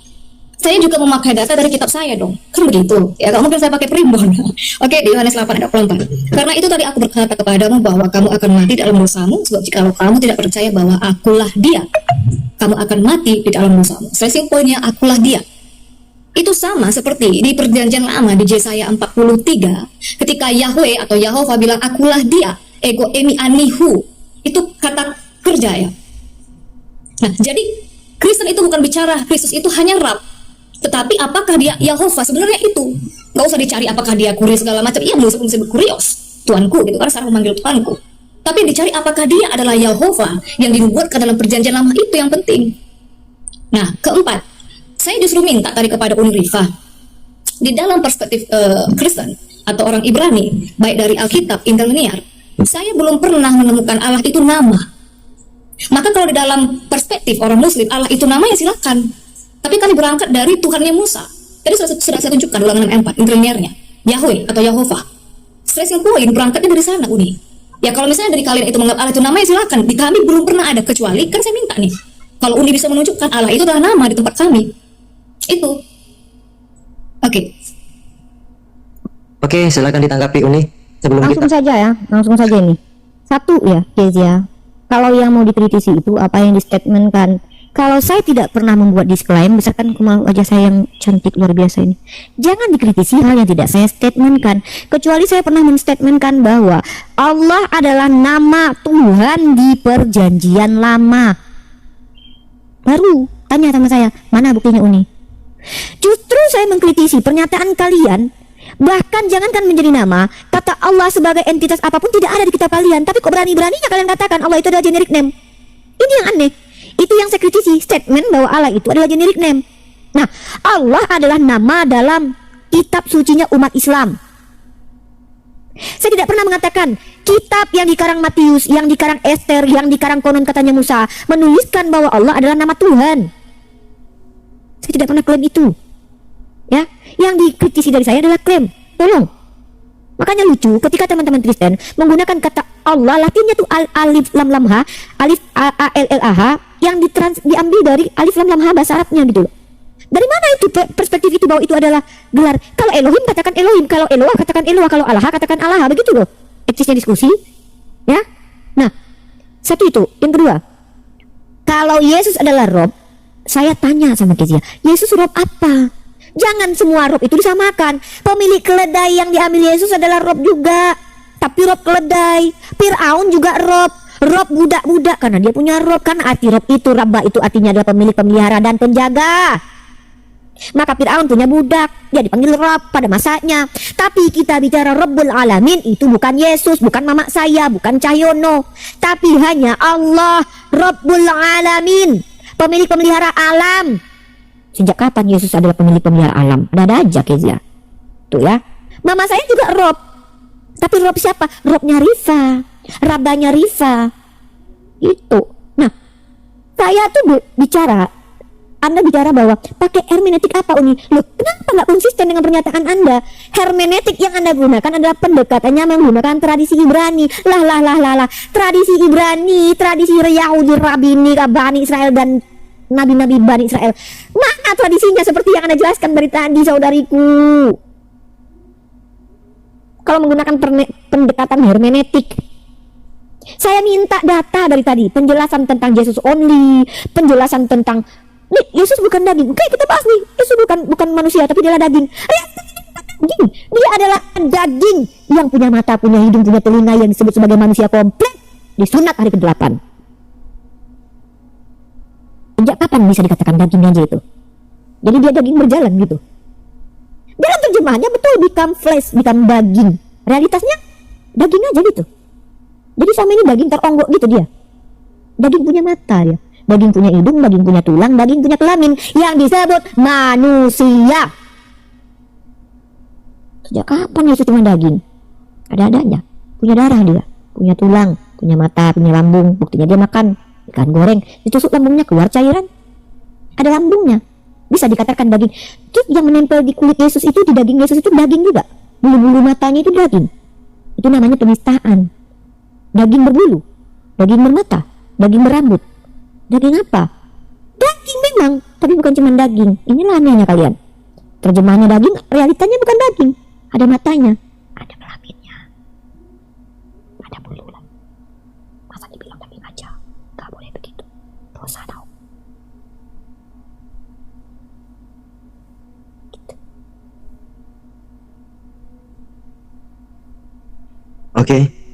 Oke, langsung saja ke Ibu Pendeta untuk menyanggah pernyataannya Uni Rifa dan juga menjawab pertanyaan Uni Rifa. Silakan Ibu Pendeta. Saya seperti sedang berdebat dengan terlintas. Generasi yang bolak-balik berulang-ulang. Jadi daging apa? Daging yang bagaimana? Oke ya. Tadi Bu Rifa bilang begini. Siapa yang bilang dia bukan daging? Kalau nggak salah ya. Ya memang dia bukan. Memang dia daging. Memang dia daging. Terus daging apa? Di awal tadi saya sudah jelaskan. Mungkin ini bisa lagi dirinci supaya lebih diingat lagi ya, supaya lebih konsentrasi. Manusia itu bicara tentang pengelompokan makhluk hidup. Daging itu bicara tentang bahan. Tubuh ini bicara tentang body, soma, bentuk, shape, kerangka. Daging ini bahannya. Jadi daging apa ya? Daging Tuhan. Apa beda dengan daging manusia? Sekarang gini, saya mau tanya dulu ya. Kita mau samakan perspektif dulu. Definisi tidur apa? Kalau misalnya definisi tidur dari Uni Rifa, tidur itu adalah manjat terbang. Menurut saya tidur itu mata terpejam, kita akan bisa nyambung. Apa manusia? Manusia itu dari mana? Dibentuk dari tanah. Di ayat dibilang manusia itu kembali menjadi debu. Yesus itu tidak ada datanya dari tanah. Coba cari, nggak ada. Ditanam dari Roh Kudus. Coba silakan cari dari tanah. Makanya kita samakan perspektif. Manusia itu apa? Yang kedua, manusia ciptaan. Nggak ada orang dikatakan manusia ciptaan. Oke, yang ketiga, tadi kita bicara tentang rab. Ya sudah, kalau memang tidak masalah disebut rab ya, no problem. Tapi kalau misalnya kita memasukkan rab, itu kan harus rab yang mana? Rab penguasa, apa segala macam pencipta, saya buka. Kalau tadi memang arti rab itu adalah penguasa, pengatur, pengurus, ada banyak ayat di Alkitab untuk Yesus yang bisa dikategorikan Rab itu. Ini di Matius 28 ayat 18. Nanti dibilang nggak pakai data lagi ya. Yesus mendekati mereka dan berkata, kepadaku telah diberikan segala kuasa di sorga dan di bumi. Jadi siapa dia? Penguasa sorga dan bumi. Itu satu. Kalau memang Rab itu artinya penguasa, pemilik, masuk tak kategori ini Yesus bisa disebut Rab, penguasa itu, pemilik itu. Kedua, di Filipi, saya buka sebentar ya brother ya, bisa dimatikan sebentar. Filipi 2. Aduh, saya sudah mulai agak oyong ini ya.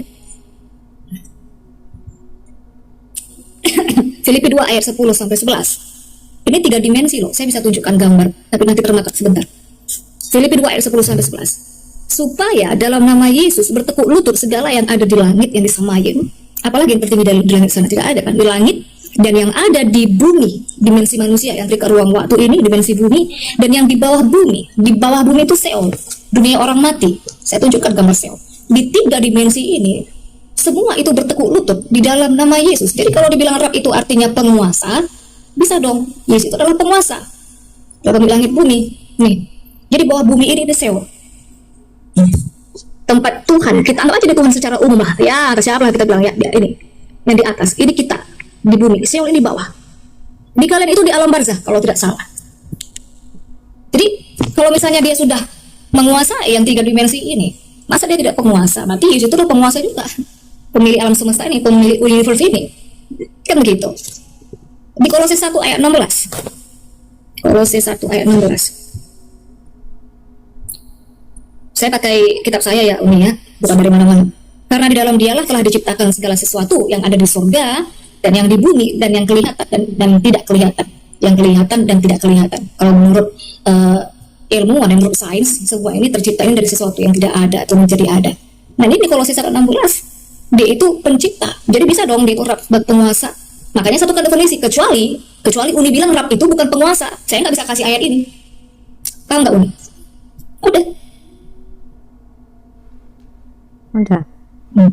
Itu habis itu closing statement ya. Ya, ini Uni silakan ditanggapi, langsung diberikan waktu 5 menit untuk closing statement untuk kedua narasumber. Silakan Uni. Ya, ini kesalahan cara berpikir ya, kerangka berpikir dari teman-teman Kristen yang sulit membedakan secara ontologis atau hakikat. Mereka tidak bisa membedakan penciptaan pertama dari tanah dengan penciptaan selanjutnya yang bukan dari tanah. Emang sejak kapan kita dari tanah? Saya loh dari mani yang terpancar. Bukan tanah yang ada di dalam perut mama saya terus tiba-tiba saya terbentuk, bukan. Penciptaan pertama kali itu dari tanah, Adam. Nah, terus statement-statement bahwa Yesus adalah Rob, dia adalah pemilik, diberi kuasa, bukan berarti dia pemilik kuasa. Karena dia diberi. Saya diberi duit, awalnya saya tidak punya duit.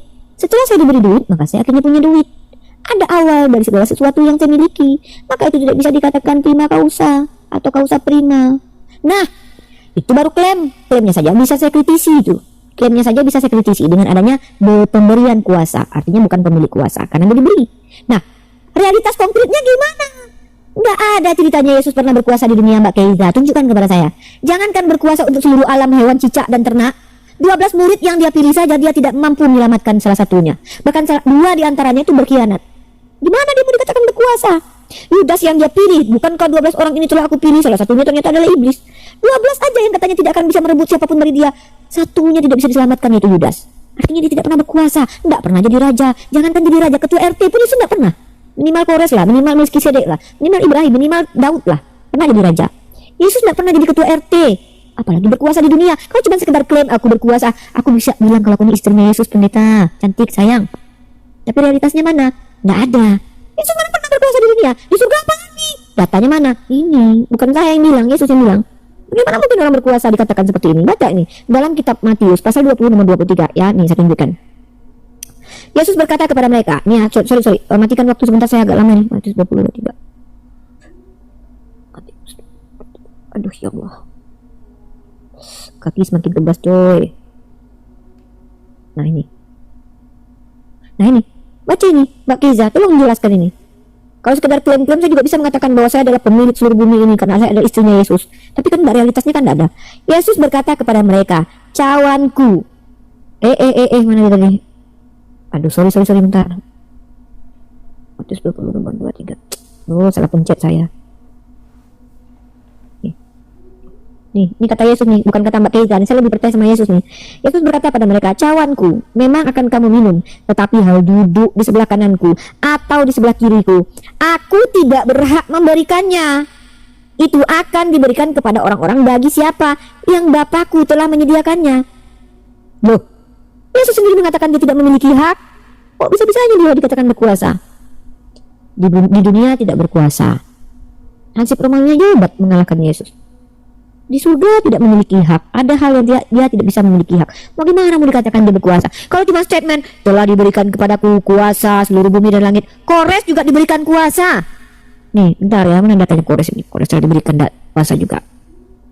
Matikan waktu sebentar, tolong biar nggak buang. Ini sebentar lagi closing statement soalnya.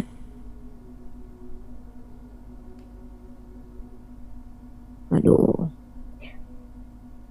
Ya Allah. Mana lah dulunya si Kores? Nah. Bentar ya. Bentar ya deh. Bentar ya Mbak Keiza.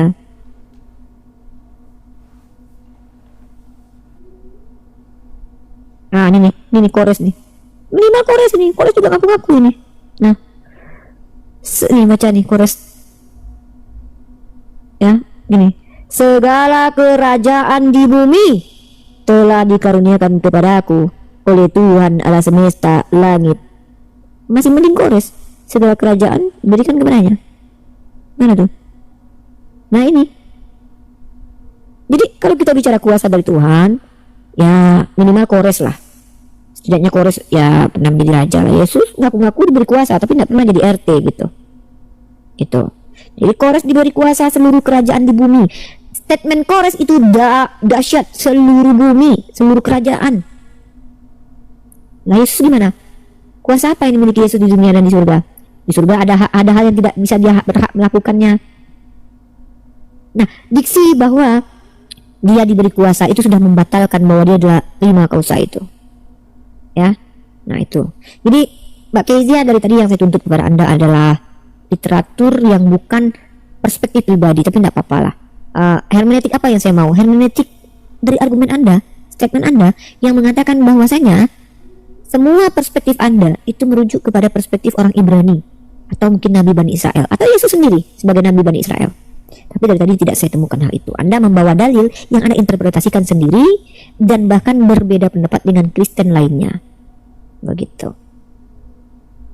Kurang lebih seperti itu. Udah closing statement karena saya mungkin habis minum obat. Saya mengantuk.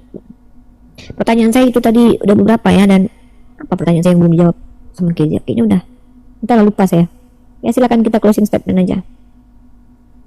Oke, terima kasih. Mungkin kita dengarkan dulu tanggapan dari Ibu Pendeta, baru kita lanjut ke closing statement. Oke, thank you Ibu Pendeta. Iya, thank you Rifa. Saya catat beberapa poin ya bahwa tentang Kores. Tidak ada pernah ayat yang mengatakan Kores itu namanya nanti di langit, di bumi, dan di bawah bumi itu semua bertekuk lutut di dalam nama Kores. Kerajaan di dunia Majapahit juga raja di dunia, Singosari raja. Tapi apakah mereka raja itu di surga, di bumi? Nah, kita buka di Wahyu 1 ayat 8 ya. Itu dikatakan dia adalah raja, di atas skala raja, Tuhan di atas skala Tuhan. Lalu mana bukti Yesus itu adalah kausa prima di Wahyu 1 ayat 17 sampai 18. Aku adalah Alpha dan Omega. Oke, saya simpel-simpel saja. Terus bicara tentang ontologi ya.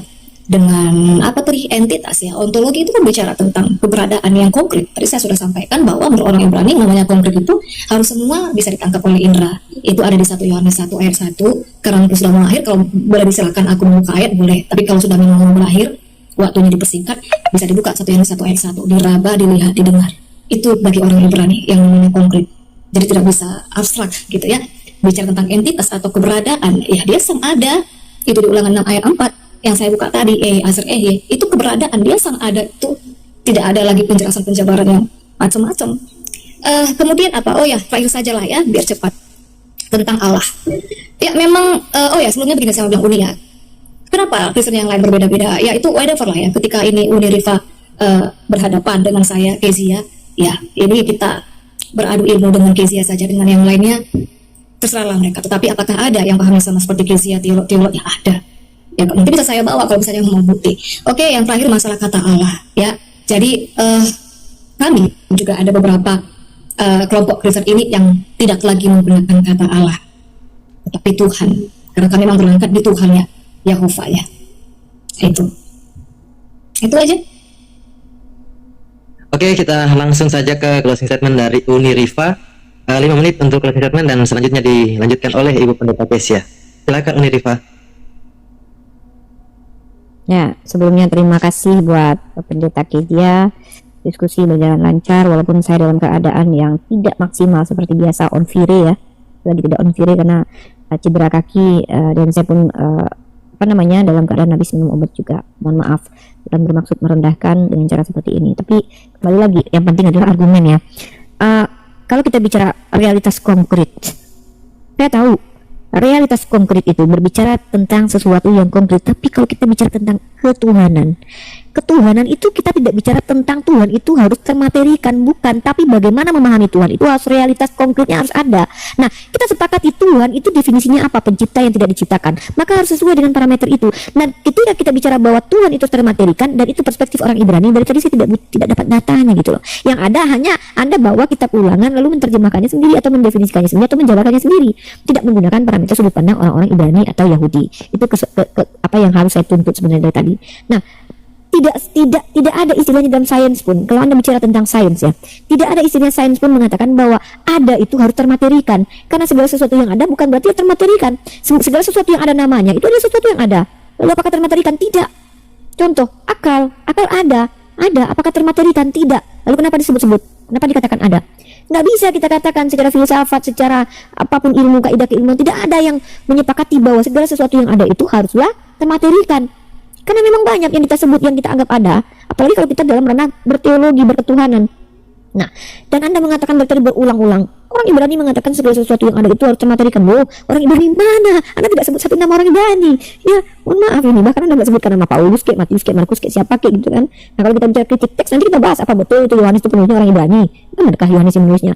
Nah, jadi di sini adalah saya mengajak Anda untuk menjelaskan kepada saya secara kaidah ilmu. Pertama, buktikan bahwa ajaran yang Anda imani sekarang ini berasal dari sumber ring satunya, yaitu Yesus. Saya lakukan itu dari tadi. Tauhid itu sumbernya dari Nabi Muhammad, dalilnya ada dalam hadis. Kata tauhid itu adalah kata yang dikeluarkan oleh lisan Nabi Muhammad SAW. Itu. Yang kedua adalah dasar dari pengajaran Nabi Muhammad itu eksplisit ajaran Al-Qur'annya mana sebagai sumber yang menjadi patokan dasar kami. Ada dalam Qul Huwallahu Ahad.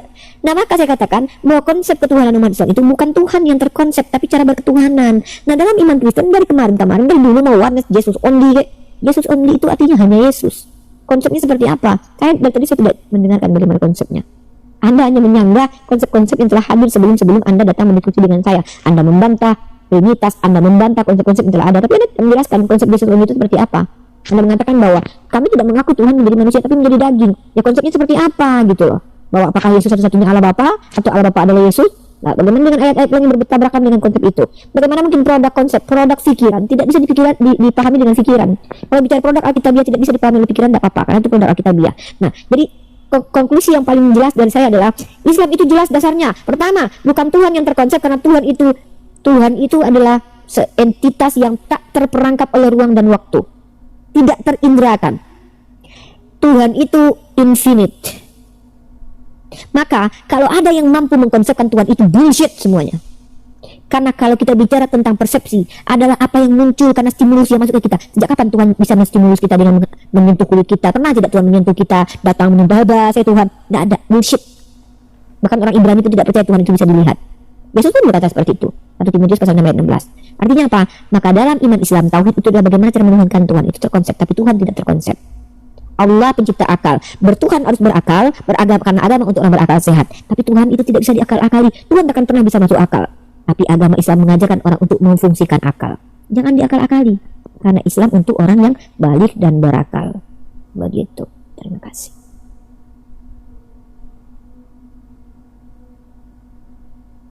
Monitor, moderator. Ya, dilanjut ke Ibu Pendeta untuk closing statement. Oke, thank you semuanya Umi Rifa ya untuk diskusi debat intelektual dan akademis yang bisa berjalan dengan lancar. Saya bentar dulu kalau orang belum muslim ya, saya maunya debat akademis ya, walaupun misalnya ada yang miss gitu, tetapi is okay karena sesama intern Kristen saja pun ini belum tentu bisa diterima semua. Tuhan itu tidak perlu dikonsep, yang tidak perlu. Yang diperlukan adalah bagaimana keberadaannya, pernyataan dirinya, dan apa pekerjaannya. Itu bagi orang Israel. Makanya orang Israel itu, orang Yahudi itu nggak peduli, maksudnya bicara tentang seperti orang-orang filsafat filsuf. Kalau orang filsuf itu ya semakin panjang, semakin lebar, semakin di situ letak seninya. Bagi orang Ibrani, saya memberikan contoh ya, misalnya paham Yunani itu orang Ibrani. Orang Yunani itu pahamnya begini ya, cara melihat satu barang. Ini bentuknya panjang, ini warnanya hijau, liris-liris, di ujungnya ini agak runcing. Nah, itu cara orang Yunani berpikir. Makanya filsuf Yunani itu suka menganalisa, mengkonsep-konsep. Cara berpikir orang Ibrani itu ini pulpen, fungsinya menulis, sudah. Nah, dia tidak perlu panjang-panjang. Orang Ibrani, orang Yahudi lebih kepada pekerjaannya. Dan dari pekerjaannya itu mereka bisa melihat dan mengetahui bahwa dia itu ada. Tetapi bukan hanya masalah ada. Kita bicara tentang realita konkret tadi ada di 1 Yohanes 1 ayat 1 ya. Apa yang bisa ditangkap oleh indera, yang bisa dilihat, diraba, didengar. Tuhan itu transenden tapi dia juga imanen. Kita tidak mungkin bisa menghampiri Tuhan, tidak bisa mendatangi. Oleh karena itu Tuhanlah yang sejak perjanjian lama itu yang bertemu menemui manusia, istilahnya berkenosis ya, mengosongkan dirinya. Kalau kita bicara tentang materi, otak-otak termasuk materi itu berbicara segala sesuatu yang menempati ruang, yang punya masa. Saya sering sekali bilang begitu dengan teman-teman Kristen yang lainnya. Tuhan itu apakah bisa disebut materi? Bisa, karena pada saat di bumi dia itu menempati ruang. Tetapi apakah dia terikat oleh ruang waktu? Tidak, karena ruang waktu jarak. Kalau kita masuk ke dalam dunia kuantum, fisika kuantum, hukum-hukum fisika malah itu tidak ada di sana, tidak berlaku. Tuhan itu berada di dunia kuantum, jadi jarak waktu ruang itu tidak bisa mengikat dia walaupun dia ada di dalam. Nah itu, kemudian fisika malah itu tidak, jadi jarak waktu ruang itu tidak bisa mengikat dia walaupun dia ada di dalam. Nah itu, kemudian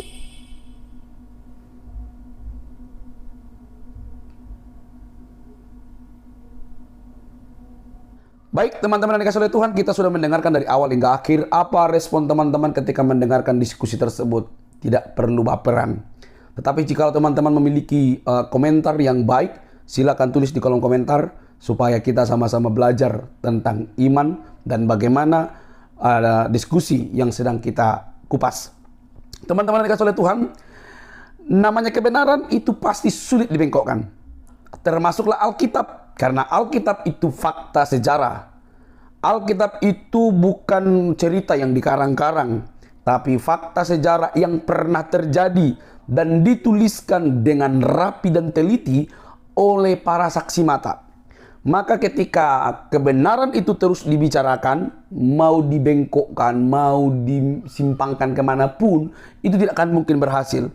Itu sudah terjadi sejak dahulu, tidak pernah berhasil. Sekalipun ada yang mirip-mirip, tetap tidak bisa dibelokkan. Kebenaran itu dijaga oleh sang sumbernya, yaitu Kristus, teman-teman. Nah, kalau kita bisa mendengar ya debat tersebut, ya begitulah para polemikus, begitulah para ustadz, begitulah para mualaf. Nggak ada sedikit pun kecerdasan yang dipertontonkan. Mereka cuma bisa ngapal 1-2 ayat aja, lalu bertanya seolah-olah lebih pintar. Ketika dijelaskan justru tidak menerima kenyataan bahwa argumentasi prematur mereka itu terlihat konyol ketika dibukakan fakta oleh para politik Kristen. Luar biasa memang anak-anak Tuhan ini. Luar biasa karena bisa memahami kitab sucinya, bisa mempelajarinya, dan bisa mempertanyakan dengan kritis, namun tetap berbobot dan dapat membungkam banyak orang yang mencoba-coba untuk membengkokkan kebenaran itu sendiri. Teman-teman yang dikasih oleh Tuhan, mari terus berjuang untuk meluruskan setiap pemahaman-pemahaman yang keliru. Karena hal itu dipercayakan oleh Tuhan kepada kita. Ada banyak para pengajar yang aneh-aneh, yang bukan kitabnya justru dibahas, yang bukan keyakinannya justru terus disiarkan. Tetapi bagi orang Kristen, sekalipun itu menyalahi, kiranya Allah Roh Kudus bekerja untuk mempertobatkan mereka dan membawa mereka datang kepada Yesus. Itulah doa dan kerinduan kita. Memberi pertanggungjawaban, tetapi juga menuai pertobatan-pertobatan, oleh karena kegelapan yang menutupi pikiran dan mata mereka dibuka oleh sang kebenaran itu, sehingga mereka menerima Kristus sebagai Tuhan dan Juru Selamat pribadi. Itu saja kerinduan kita. Teman-teman, semoga kita dicerdaskan. Mari terus mempelajari kitab suci Alkitab, karena itulah kebenaran yang sejati yang membawa orang kepada iman yang sejati dan membawa orang kepada hidup yang kekal melalui Kristus Yesus. Sampai di sini teman-teman video saya. Jangan lupa untuk mendukung dengan cara subscribe, like, komen, dan share. Sampai ketemu di video selanjutnya. Bye-bye.